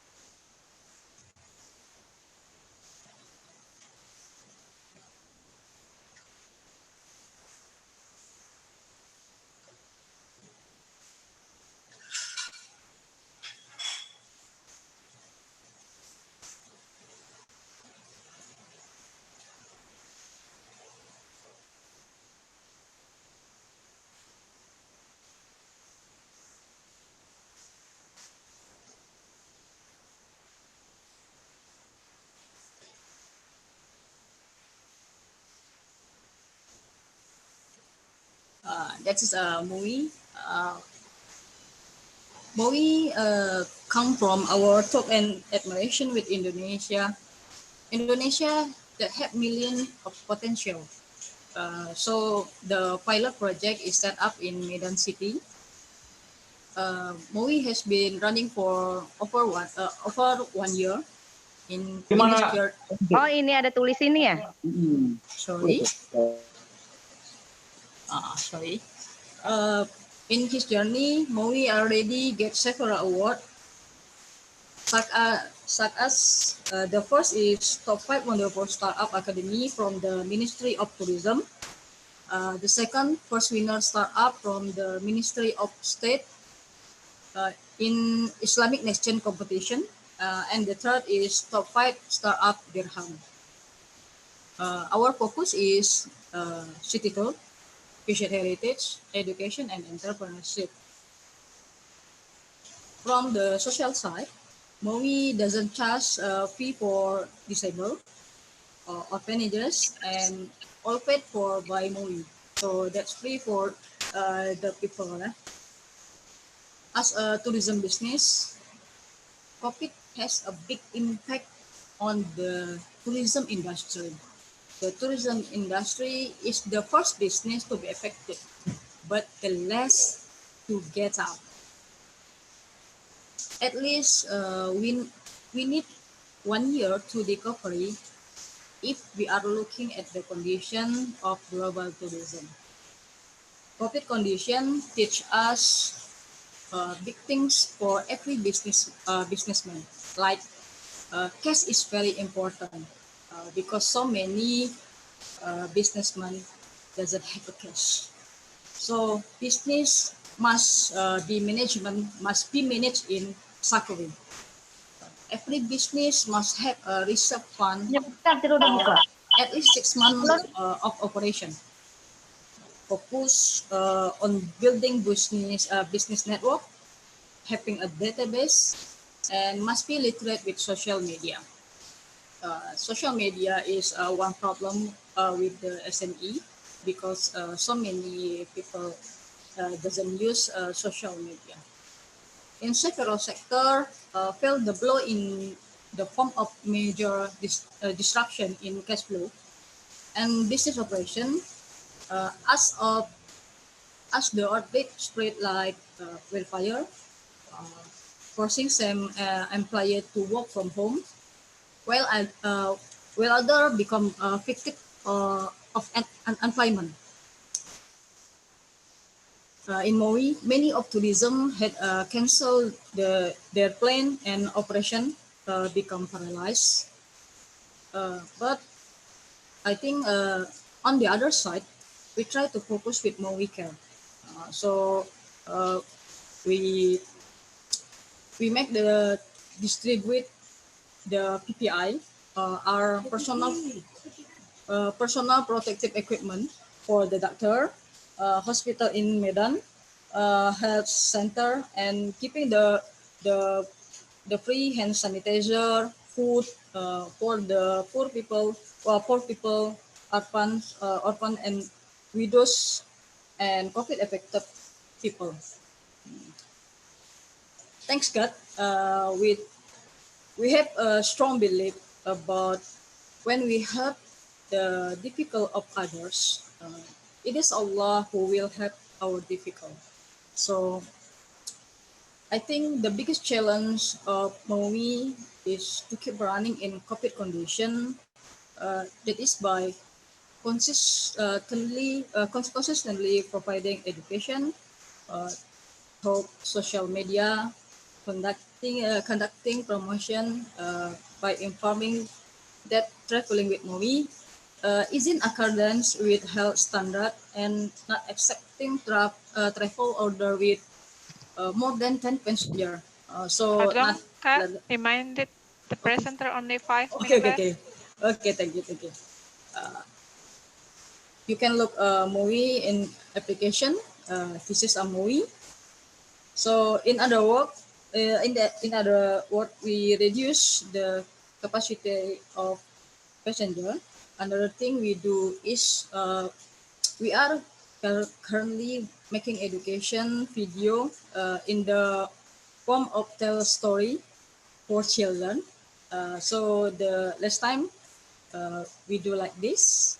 So, okay, this is our program with the children. So for in this COVID, we make like a video. We want the children to enjoy at home, and when COVID is finished, they will be remind and want to travel with movie. I think COVID is not only in a city or country, but it is comprehensive. So there is take everyone cooperation to stop the chain of distribution, and we must always support the government to fight against COVID. Okay, I think keep praying. Inshallah, COVID storm will soon pass. World tourism will be as before, and we can meet again. Okay, thank you for the giving me time to me. I return to the moderator. Thank you very much, Kak Awen. And then Kak Awen is our last presenter for this morning. And then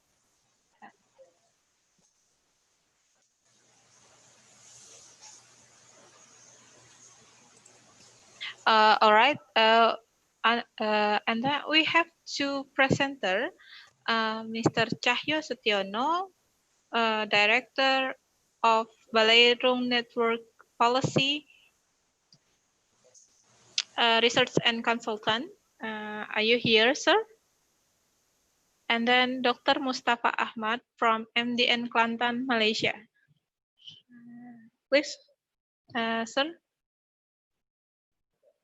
Okay, if both of our presenter not here now, and then we will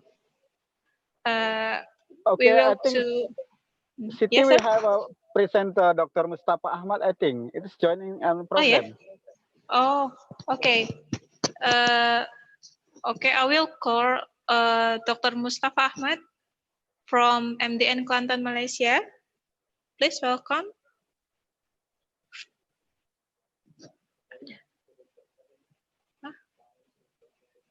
Oh, yes, Kak Awen, please end your presentation so we can take the others' presentation. I will call once again Dr. Mustafa Ahmad from MDN Kelantan, Malaysia. Are you here now? Finish, Siti. Thank you so much. Okay. Ada ya?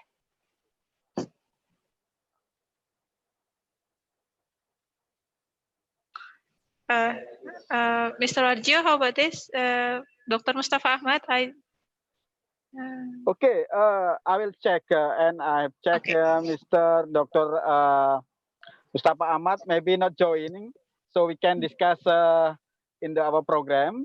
So maybe if there is a question, all the panelists could the answer. Yes, please, Siti.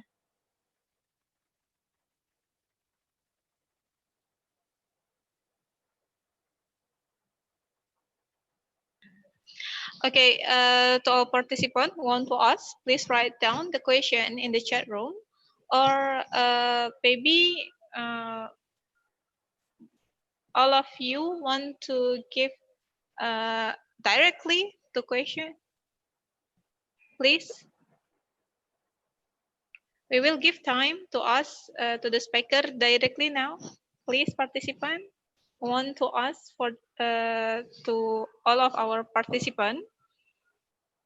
I will introduce you again of all of our participants is Dr. Dedi Iskandar Batubara, pengurus wilayah Awasliah Sumatera Utara, and then Awen Ong, sociopreneur and founder MOI Indonesia, and then Mr. Dandis, executive director of Seed for Com Philippines, and then Mr. Abdul Razak Panay Malay from Walailak University, Thailand, and then Dr. Edita from University of Tanjung Pura, Pontianak, and then the last, Dr. Warjo from University of Sumatera Utara.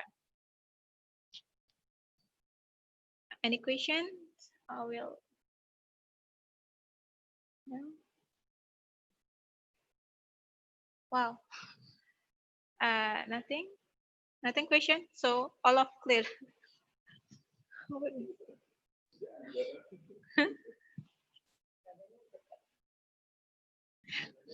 Maybe we will wait for 1 minute to participant to ask question.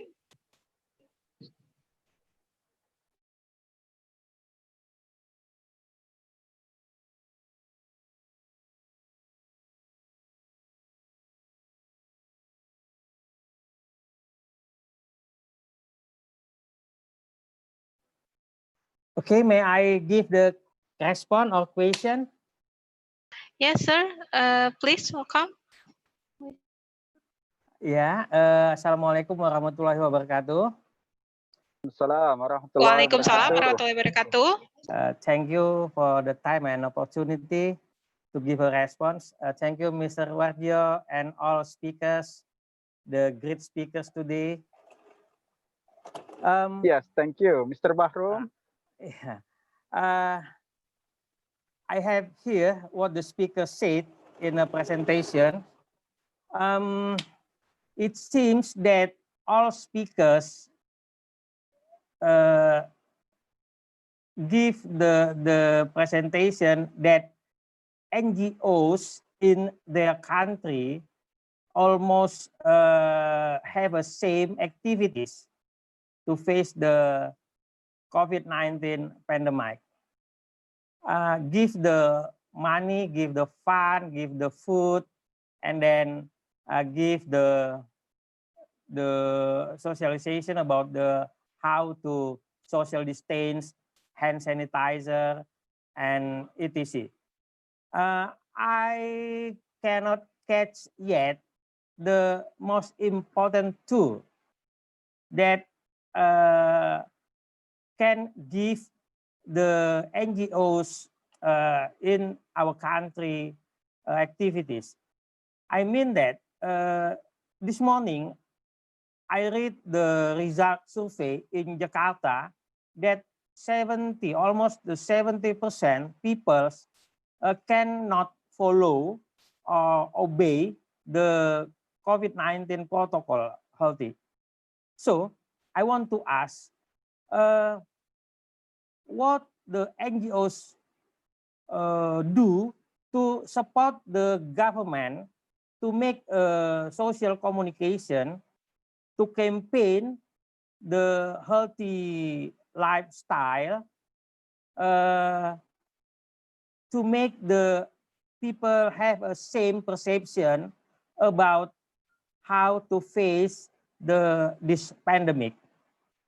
Jadi saya pikir NGO bisa membantu pemerintah yang tidak efektif, saya pikir, untuk membuat masyarakat atau people punya satu persepsi.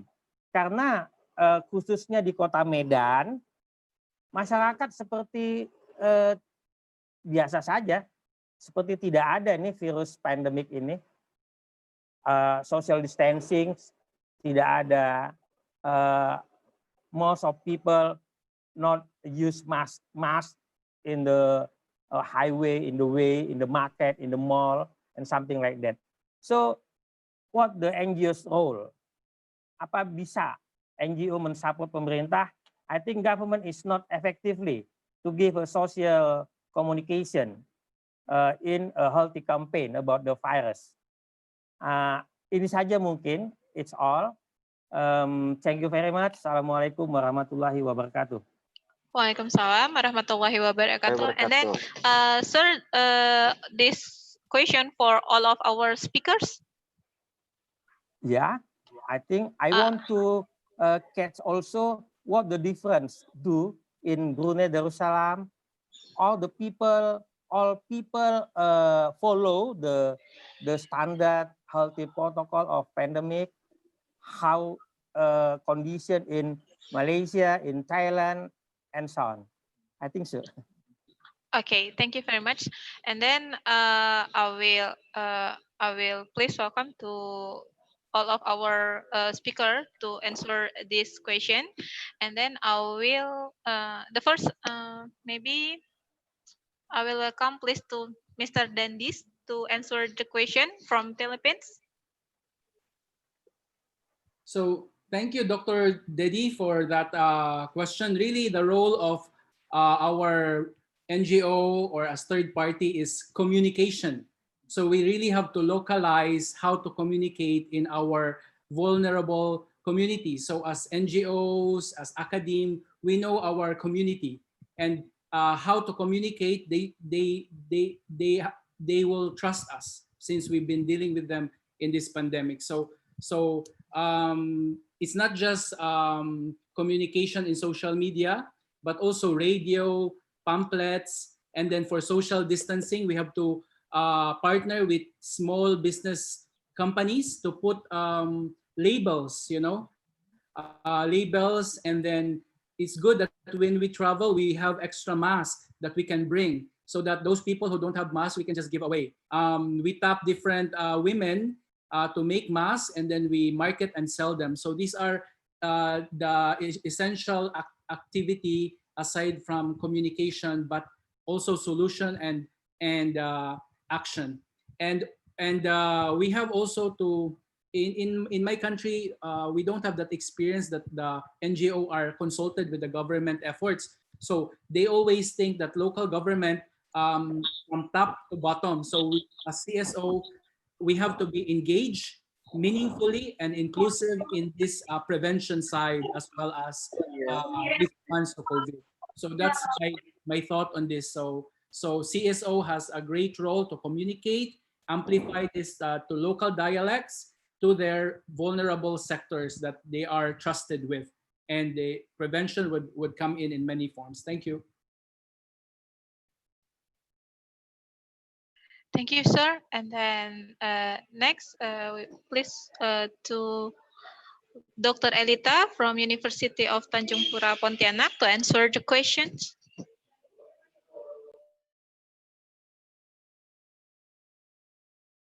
Hello, Dr. Elita. Okay. Okay. Thank you Please. very much. My opinion, if the NGO actor of the head government is smart human security. I make smart human security. And the first model is communication of soft skill approach, the provision of understanding and communication, and important COVID-19 is dangerous. So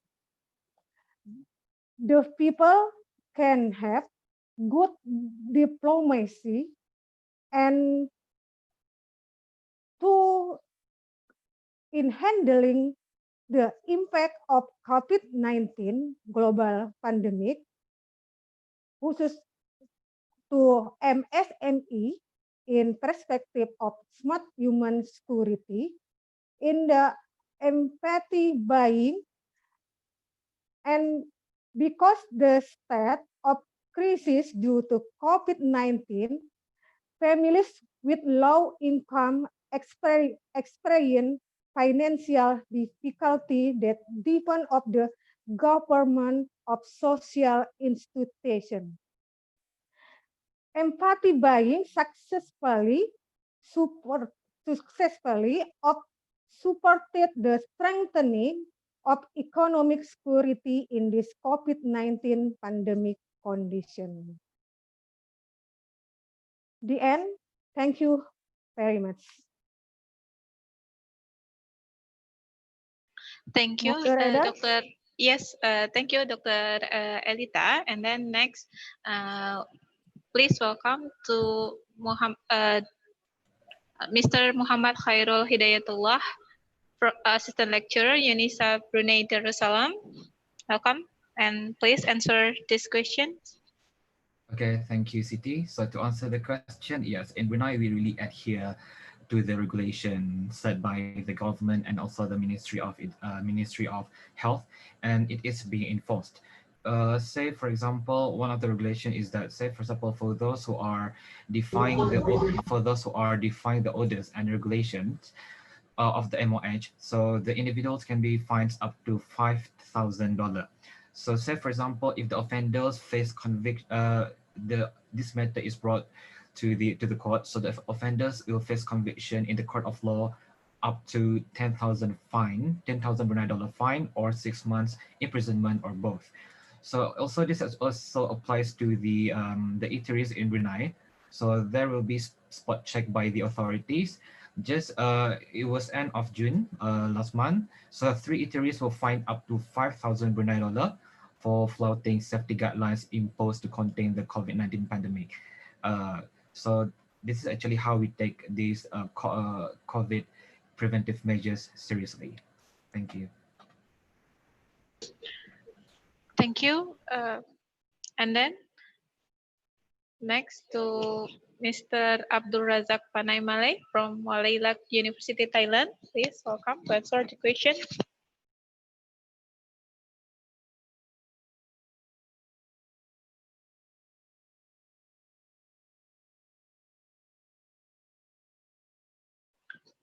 Okay, maybe we will pending from Mr. Abdul Razak Panay Malay, and then the next, please welcome Dr. Warjio to answer these questions. All right.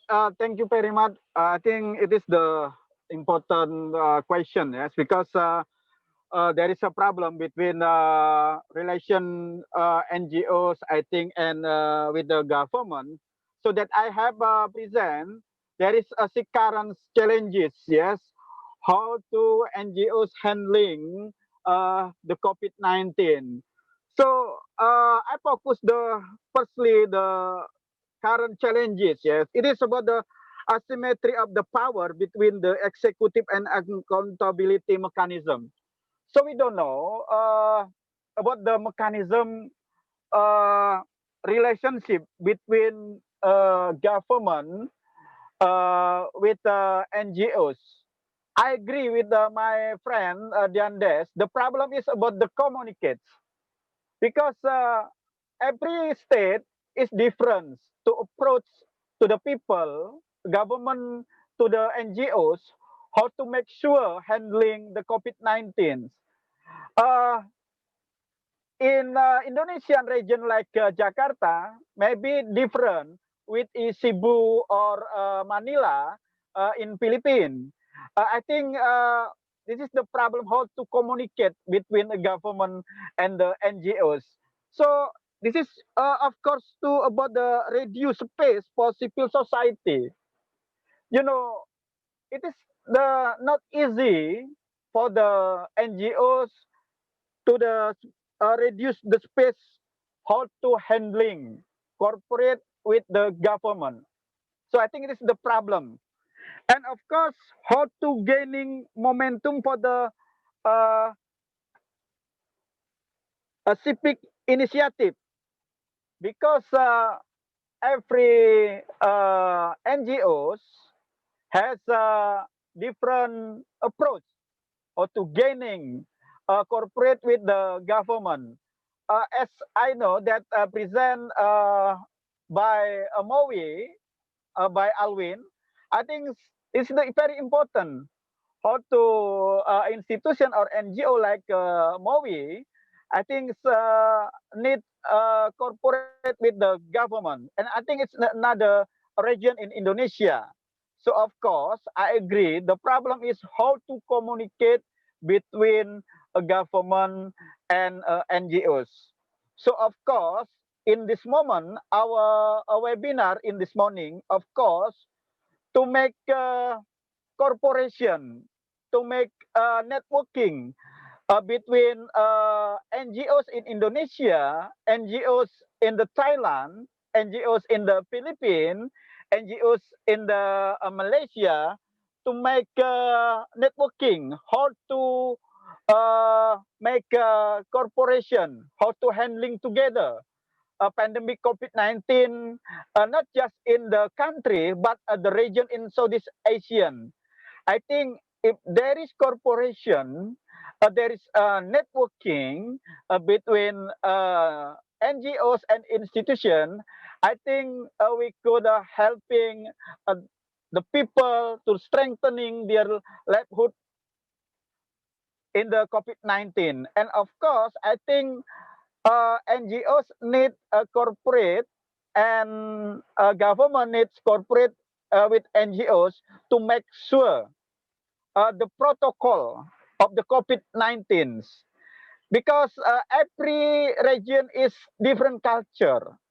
And of course, based on this opinion, NGO needs maybe new approach to communicate with government and to communicate with the people to make sure the protocol COVID-19 would be implementing with a good way. And of course, we could not doing without the corporation. So I just give the underline this issue. The problem is about how to communicate between a government and NGOs or institution. I think like that. Thank you, Siti. Thank you very much, Mr. Warjio. And then the next, please welcome to Mr. Razali Othman from Wazan University Putra, Malaysia. Yeah, thank you, Siti. I strongly believe or strongly agree with Dr. Warjo that NGO has to play a role in ensuring to tackle the COVID-19 pandemic reach the end destination. And the question asked by our colleague now is very good, Cik Bahrum, very good question to be reviewed. And for me, I strongly believe there are two types of approaches that can be used in handling or combating the pandemic COVID-19. One is the approach, what we call it, the reward approach. Like as I mentioned earlier, like government, they launch a reward in terms of COVID-19 combating, for example, to give cash, to give money, to give prepared tools and so on. And number two is, of course, the punishment reward.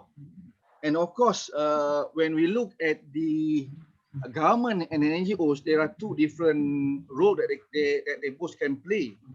One, government, of course, they can use the two approaches, reward and punishment.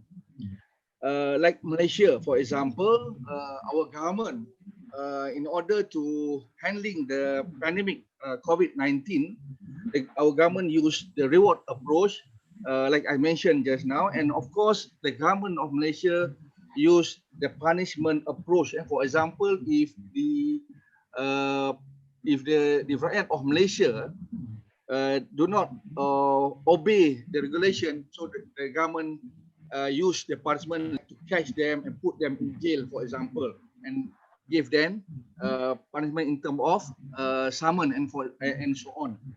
That's in terms of punishment. But it is very important to bear in our mind in terms of NGO. So for NGO, we cannot use punishment approach. We can use only the reward approach. Like Wazan, what we did, Wazan, we complement what the government has done with regard to handling the COVID-19 pandemic. This is very important. Again, as I mentioned earlier, there are two approaches that we can use.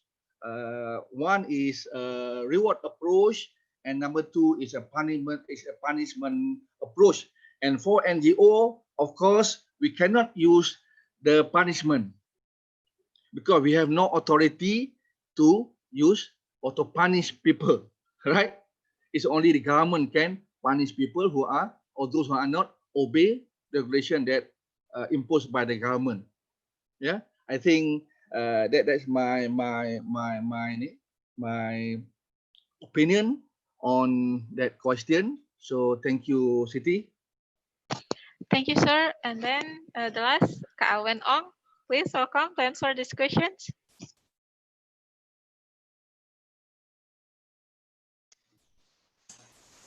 May I ask you? Thank you, Shiti. Thank you, Mr. Oh, wait, I look around.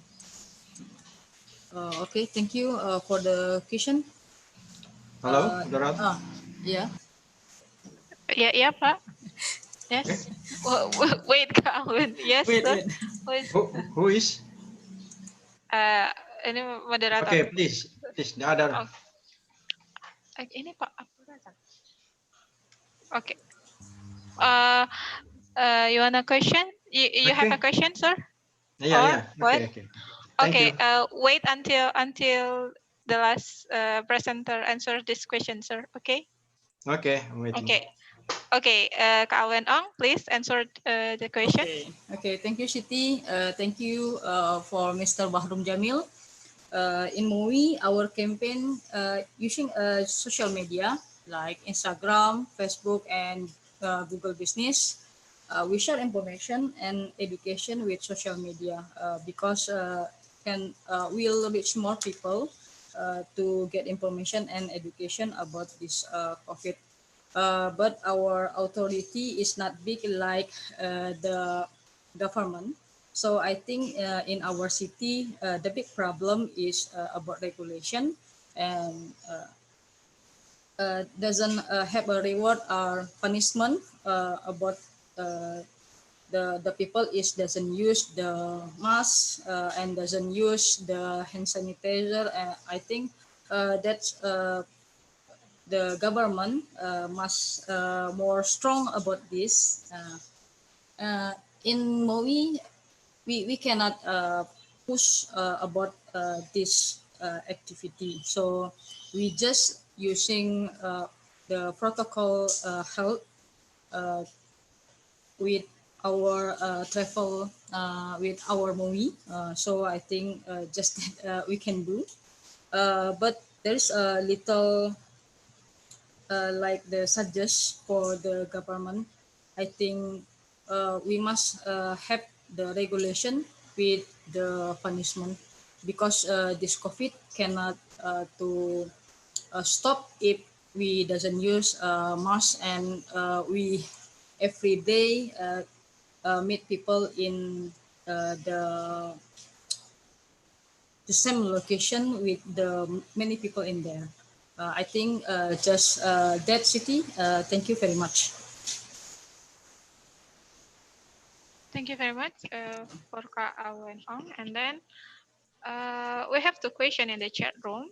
But let me ask to Dr. Danny Noor to ask because before I had suspend the question. And then please to Dr. Danny Noor to ask the question. Okay, thank you. My name is Daniel from Indonesia, the University of Widya Mataram. One of my competencies in CSR, corporate social responsibility and private sector, and the model travel helix, which is collaboration between NGOs, private sector, and government, to solve a problem in the society. My question is how to the role of the corporate or CSR and to take in the solve problem virus in the Thailand and the Malay or in the Brunei experience. That is my question. Thank you. Thank you, sir. And then this question for all of our speakers or for specific speakers? Hello? Okay. I think this question for all of the speakers, and then we please to Mr. Abdul Razak Panay Malay from Malaylak University, Thailand, to answer this questions.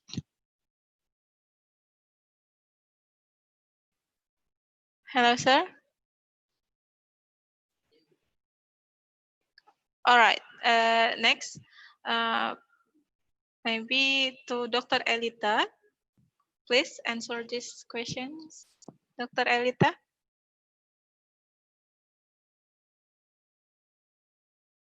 Well, seems like our presenter to take some rest maybe, and then next, please to Muhammad, Sir Muhammad Hairul Hidayatullah from UNISA, Brunei Darussalam. Please answer these questions. Okay. Sorry, Dr. Danny, can you repeat your question?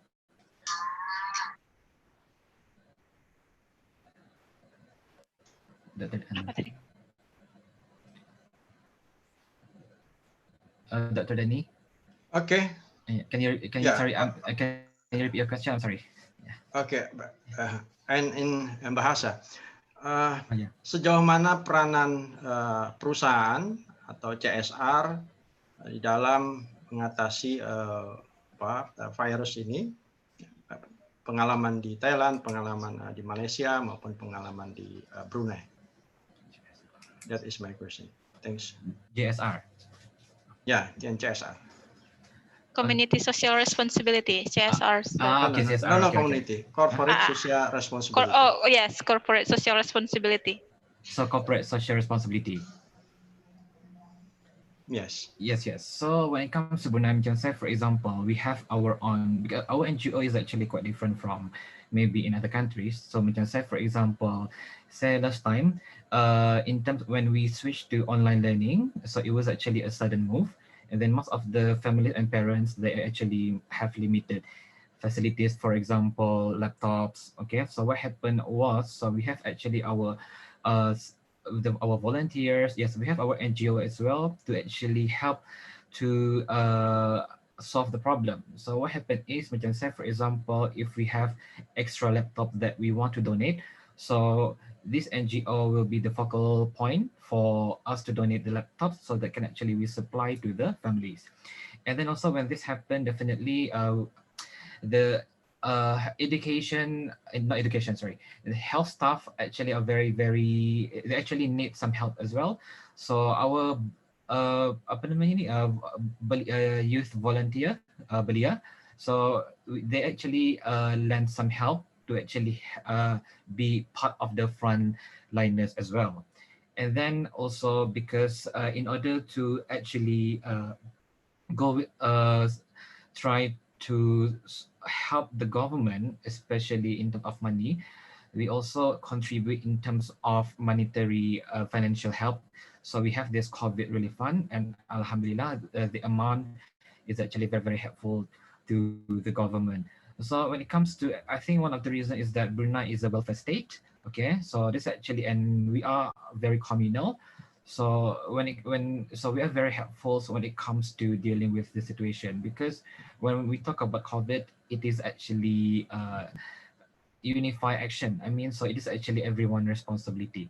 So there are actually quite a lot of efforts from different sectors, not only from NGO, also part of the education. Say, for example, if education sector needs help, so our NGO, we also help their best to actually address the issue. It's because of, say, for example, like in my presentation, so we suspended, say, for example, I think in I mentioned in 14. So we actually need to resume online learning as soon as possible. But then again, what happened was some families, they have limited what do you call this, laptops or computer, and also. Again, sir. And also, again, another problem is access to the internet. Okay, so it is actually quite expensive for some families. So what happened is during this pandemic time, so our internet provider, so they introduce special packages during this pandemic. Say, for example, for Zoom, if you want to accept for Zoom, so they have a special rate or even some a bit free rate for the students, to be able for the students to learn online. Yes, so those are some of CSR done in Brunei. Thank you. Okay, thank you, sir. And then the next, please, to Dr. Razali Otman to answer these questions. Thank you, Siti. Dr. Dani, it's a very good question to see and to check it out. Yeah, and I agree with you, Dr. Dani. The NGO, the governments, and of course the corporate as well. We must work hand in hand in ending the pandemic, because we cannot work separately. Yeah. For example, the government they cannot work without the helping from the NGO and the corporate. In Malaysia, for the particular case, Dr. Dani, throughout this pandemic since March 18, a lot or many corporates has come up and helped the government in many approaches, as I mentioned earlier. Apart from monetary assistance, the corporate also provide and distribute food to the people who are in needs. And you know, in banking, banking institution, for example, they give or they provide monetarium tools to help customers in paying the debt and so on. There are a lot of approach or helping come up from corporate, also the NGO and the government. Let me take the special or specific example for Wazan, as I mentioned just now. Wazan or Pusat Urusan Wakaf, Zakat and Endowment is one of the members of the University of Putra Malaysia. We like the faculty, one of the faculty, very small in UPM. Our task is to help university to collect or to find money or cash or in kind or non-cash for university. So throughout the pandemic, what we do, we also get help from the corporate. For example, we get help from the company named Sime Dabi, a corporation. They give us money, cash, and food like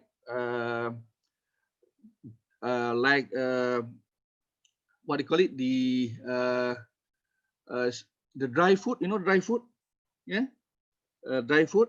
And we work together, Wazan and Sime Dabi, to bring or to distribute the food and money to people at UPM and the community at UPM as well.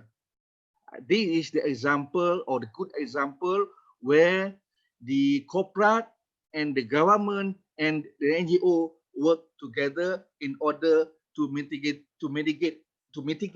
the pandemic COVID-19. So thank you, Dr. Noor, and thank you, Siti. Yes, thank you very much, Dr. Razali Othman. And then next, Mr. Abdurazak Panaimale from Walailak University, Thailand. Please answer these questions. Hello? Sir? Okay, can you hear me? Yes. Okay, yes, sir. sorry. Okay.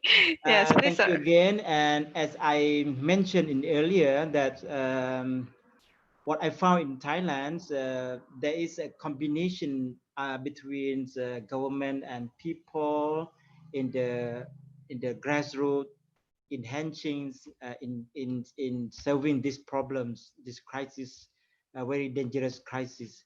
In Thailand case, what I found is that governments and NGO and the grassroots people committee give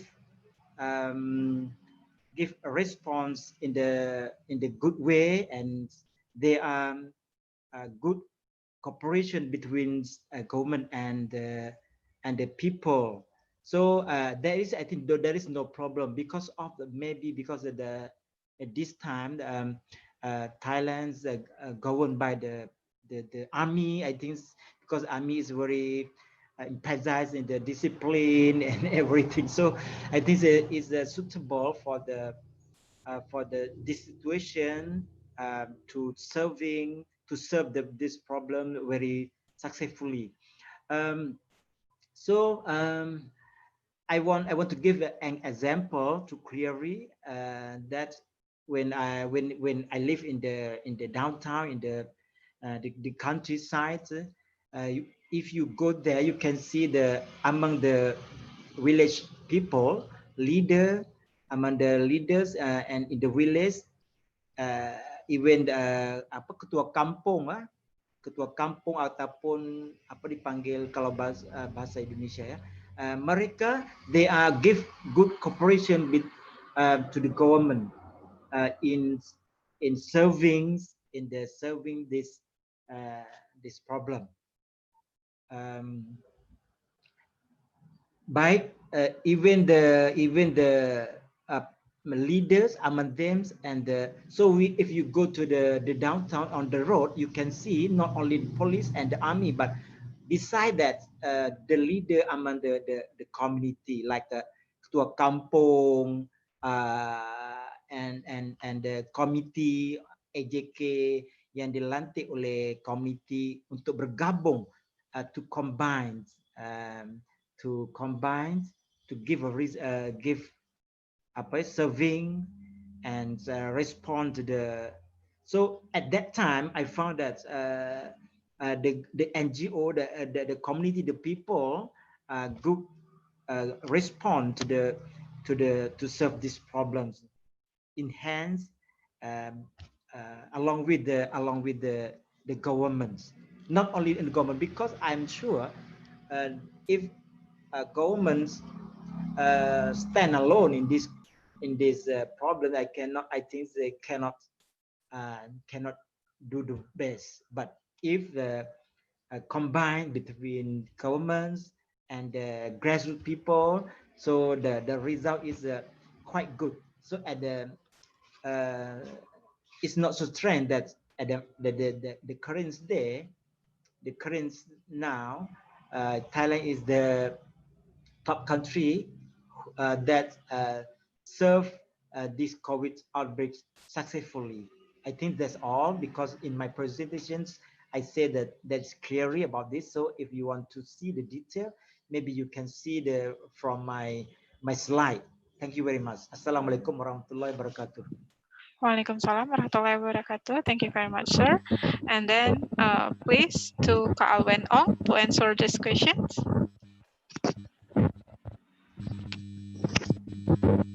Hello, Kak Alwen. Hello, Kak Alwen. Yeah, okay. Okay, Siti. I think the question from the Mr. Doni or Doni, Mr. Doni. I think the question for the other country, not to Indonesian. I think like that, Siti.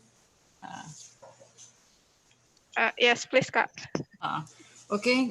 So if the different our action with the other country, I think there's a same action with the other country, but I will more tell about we need the regulation from our government more than not only about just talk, but must have communication and get the other people to solve this COVID with the care about healthy, and talk to the other NGO, maybe to other company to use the CSR, corporate social responsibility, and focus to help the other. Because in our country, I just look about CSR only about giving the mask and giving the food only that, and maybe in there is some like the program and I think like the big program to resolve if there is like COVID in the next year, maybe making the big program to resolve this. So I think we have just same with the other country, and with MOI, we just can only give like the to help the doctor, to help the hospital, only to bring food, on only to bring the hand sanitizer and the others, just to bring the help on only that. We cannot do more than that. I think that like that. Okay, thank you, Aini. Thank you very much. And then for Mr. Wajio, please answer these questions. Okay, thank you. I just give information as I have discussed with you all.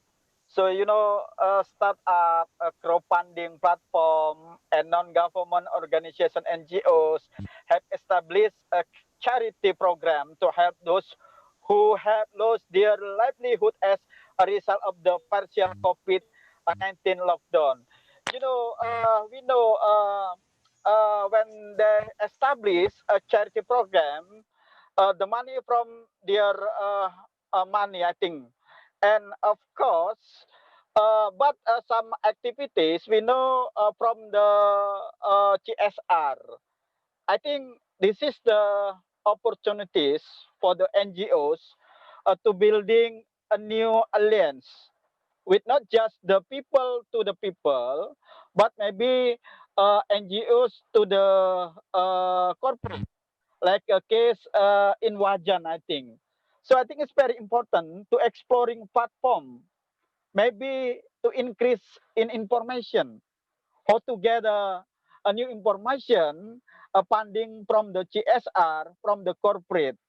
So I think this is the important issue, how to make sure a relationship between NGOs and corporate, because we know beside I think we call NGOs that we have present, you know, corporate sometimes has NGOs their own. I mean, corporate is not give money or some money to the another NGOs, but give their own NGOs. For me, I think it's positive that could helping many peoples. But of course, we need a building new alliance between corporate with NGOs or institution. I think Wajan has a good model, yeah, how to make and making networking between corporate and NGOs or institution. And of course, maybe there is experience same with in the Philippines or Thailand. And of course, like experience Maui that explained by Alwin, I think this is the condition, especially in Medan City. So I think like that. Thank you. Okay, thank you, sir. And then, okay, okay, okay, thank you, sir. Wait.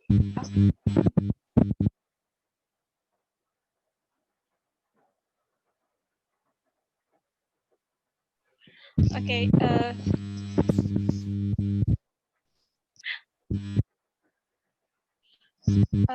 Thank you, sir, for the answer the question. And then the last, please answer for Mr. Dandis. And on And also answer the question from Nanda from the chat room, sir. The Nanda question. Wait. Nanda question to Mr. Dandis, what about the effect of the environment in Philippines because of such a health equipment like mask and gloves or hand scoon? Is it properly controlled? So please to Mr. Dandis to answer both of these questions. Okay, so first, the first thing is we really have to work with different model right now with the CSOs, with academe, and partner with the corporate. So when we talk about corporate social responsibility before, we have to tell them now it's about time to look at people and planet. For sure, the profit will come in, no? Because right now we're in the pandemics, government supports are also coming in. So we'll try to make them from CSR to responsible social corporation as our partner. So a model wherein CSOs can partner with companies, for example, their manpower is now working from home. So what if in our community, we can offer labor force, and then same like when I went to Japan, they outsource or contract the jobs outside the company to the homes. And then how we can build a network with logistics because of the lockdown, from shipping to transportation, there's a need really to move food, goods all over, even medicines, So this can also be a model or program which we can work with business and CSO. Regarding the environment, I'll go to the second question by Nanda. This time with the COVID, people really reflect the need to take care of nature. And we know that if we have a healthy community, a healthy environment, then we will have a healthy people. So our frontliners, the medical team, should be protected. There are a lot of cases like doctors, nurses working in the hospitals are victims also of COVID, right? And aside from that, how about those waste sector, the one who takes care of our treatment of this medical waste has to be properly treated and disposed with. How about in our homes, individuals, the question of hand gloves and masks. So we should not, I'm so happy right now that Jakarta has stopped also their single-use plastic this month, no?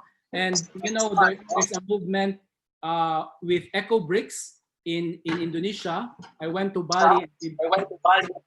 And we have this campaign also in the Philippines, and one of our youth leader here who is with us from Youth Project Philippines, they also come up with this program wherein our plastics or even gloves or surgical mask, we can put it in a PET bottle to prevent from the spread, and at the same time less the plastic pollution that we can generate. So this is very effective to prevent and trap all these plastics and this home waste into this project. So that one, with this COVID thing, people now are thinking for the environment, and because then if we take care of nature, nature will take care of us. So we have to decarbonize. So one of the programs also here in the Philippines, since people now work from, they make use of the bicycle,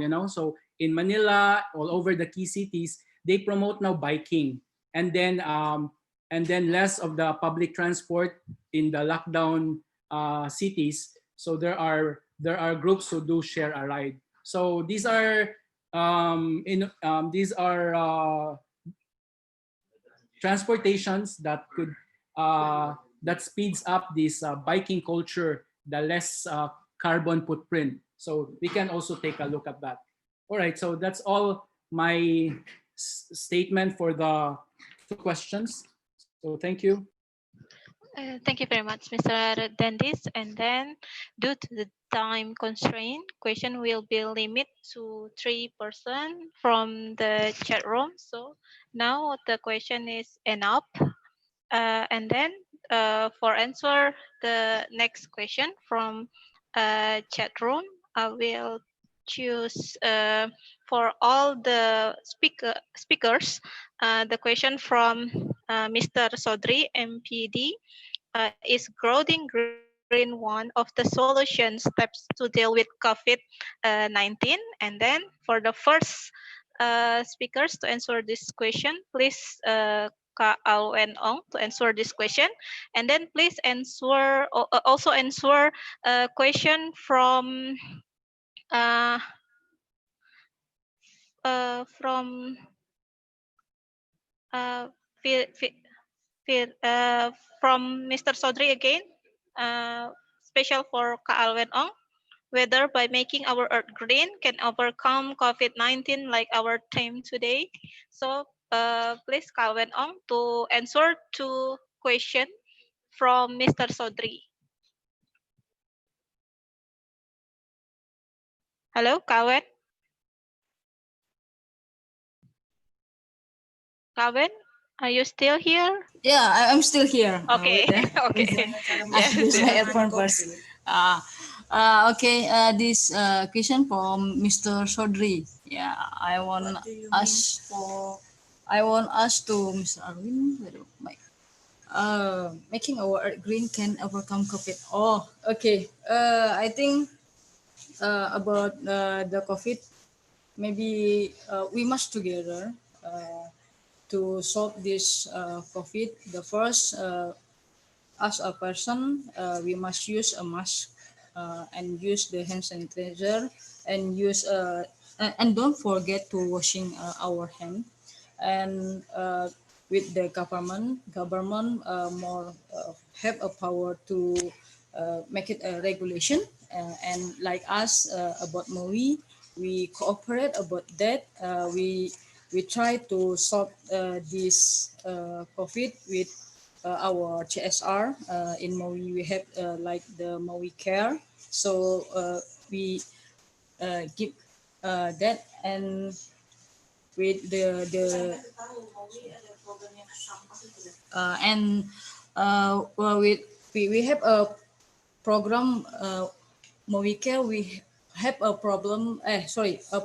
Program to solve the rabies like that, and I think can use to problem with the COVID too, because we can solve this COVID if we together to try solve about this and together think this will be over if we think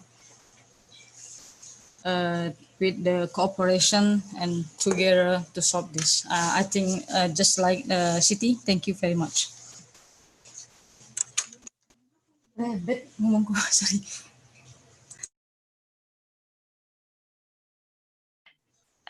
Thank you very much for Kak Awen Ong. And then the next, please answer this question to Dr. Elita, and then also answer the question from Firda to Dr. Elita. I am interested in concept of smart human security. How is the concrete implementation of the COVID-19 pandemic towards the condition MS? Yes. Okay. Okay, Please. thank you, Okay. moderator. Yes. Two questions, ya Bu ya. Two questions. Yes. Okay. Thank you, Bu. I will try to answer Mrs. Firda about smart human security. Smart human security implementation, two approaches, hard skill and soft skill model. Hard skill is training in MSMEs. The MSMEs economic safeguard strategy within the scope of hard skill can be developed through technical matters, such as education and training for MSMEs players online.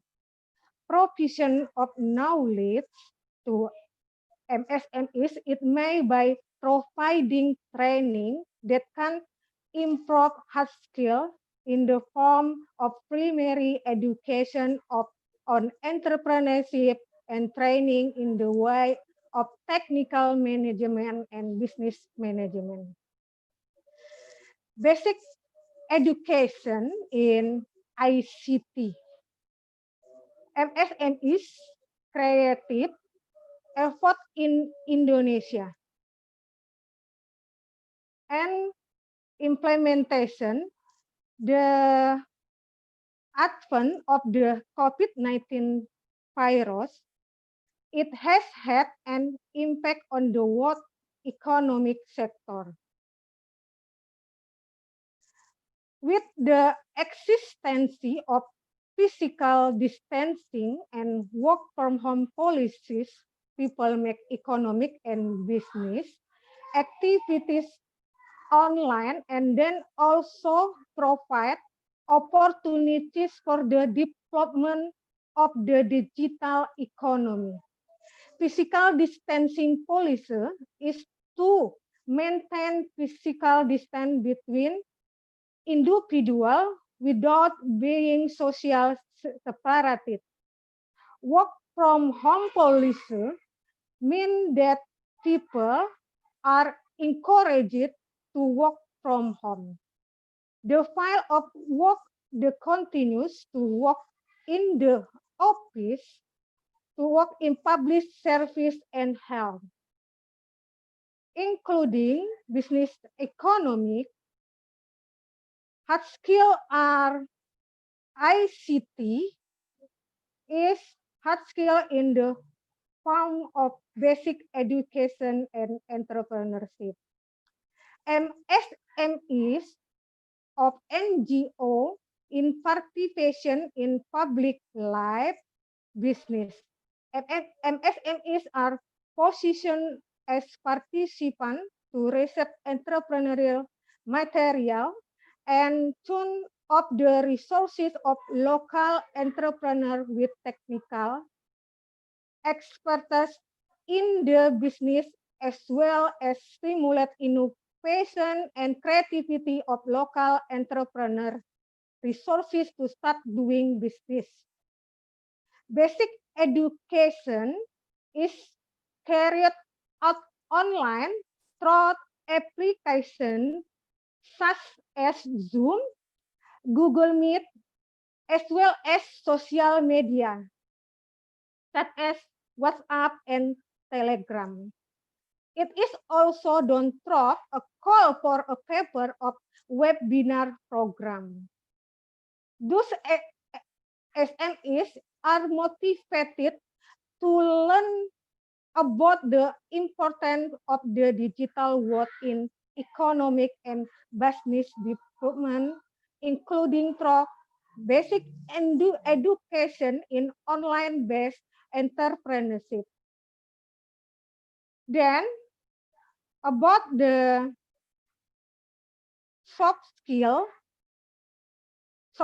model in training MSMEs. Collaboration in effective creative business group so essential interpersonal skill or soft skill in managing a business. Those soft skills are self-management skills that can optimally increase competence in interacting with others and regulating self attitude in acting. Based on the aspect, I identifies that two skills are most needed in managing MSMEs to support the digital economy of MSMEs in facing the COVID-19 pandemic.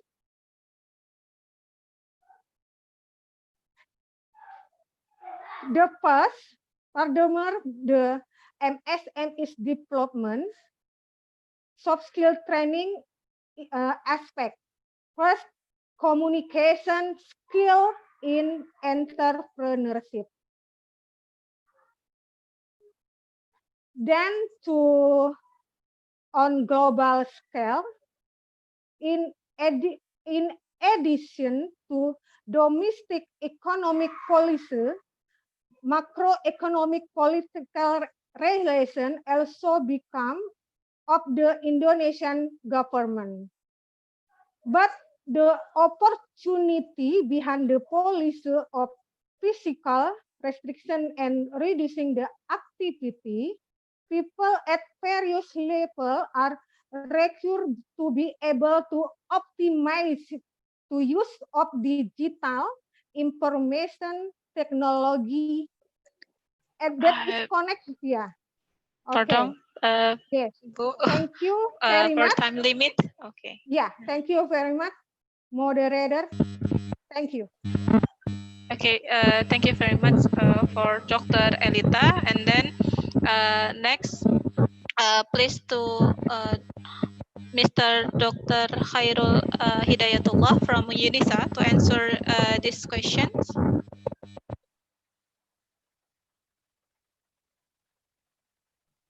Hello, Dr. Khairul, Mr. Khairul, please. Okay, so that is actually smart human security, or is it the other one, Earth Green? Hello? Hello?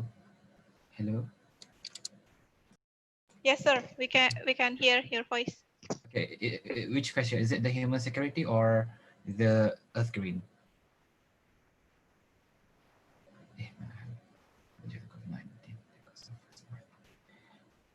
Hello? Oh, sorry. Sorry, sir. The question is on about is grounding green one of the solution steps to deal with COVID-19?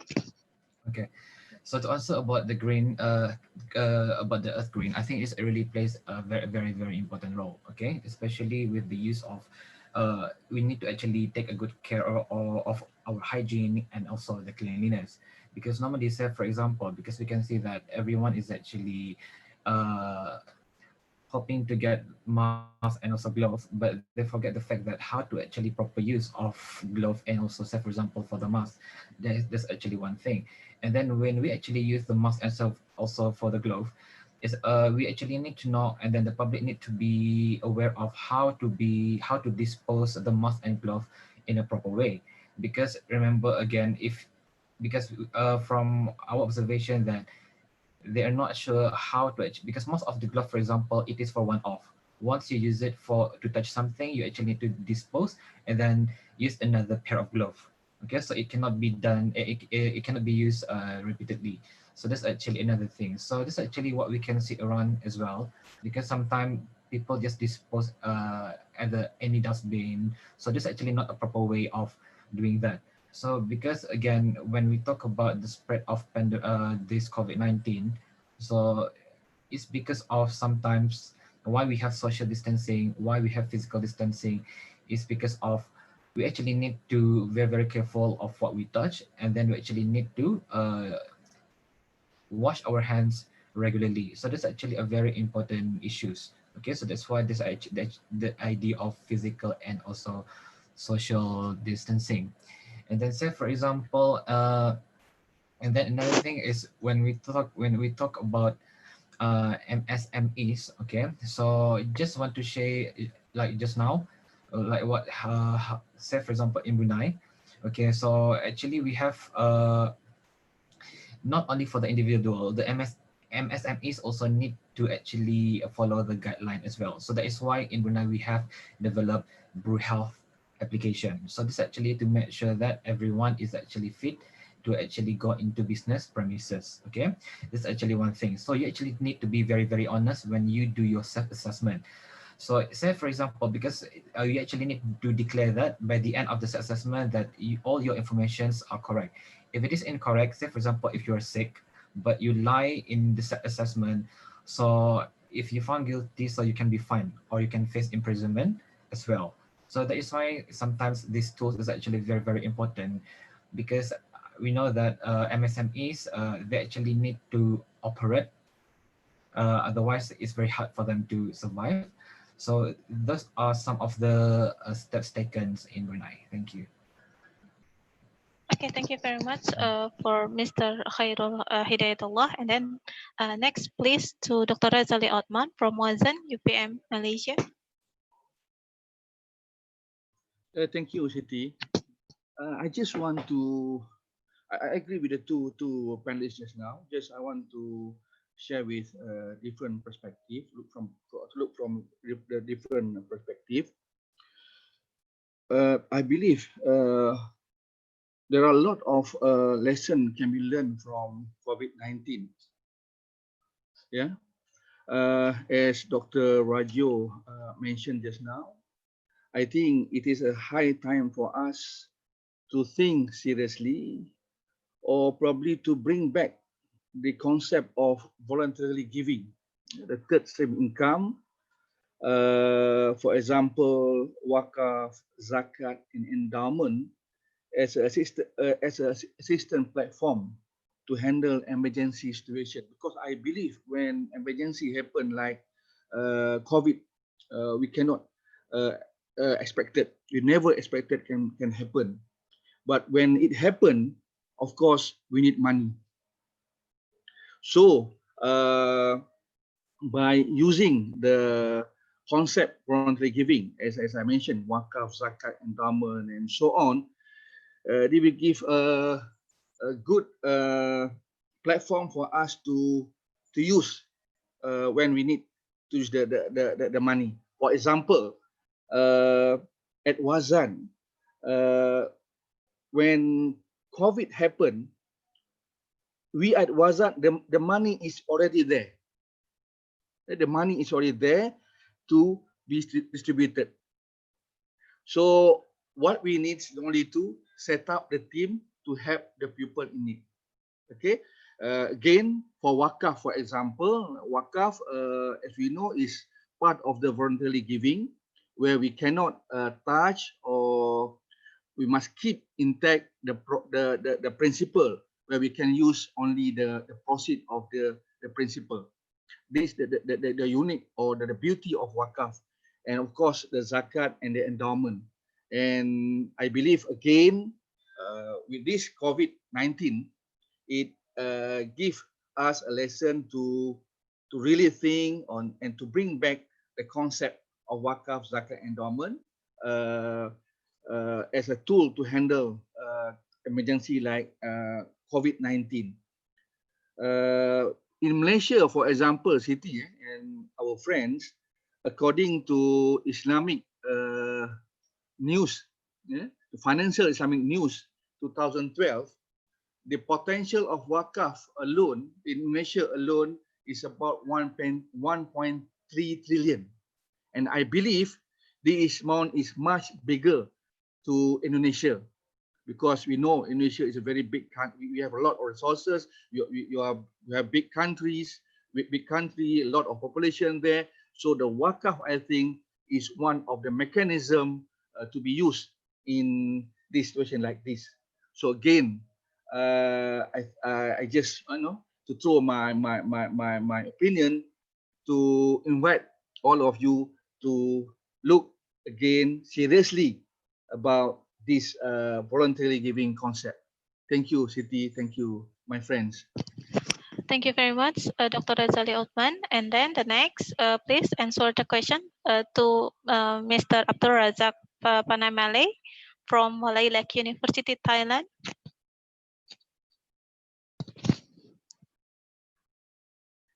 Hello, Mr. Abdul Razak. Please answer the questions.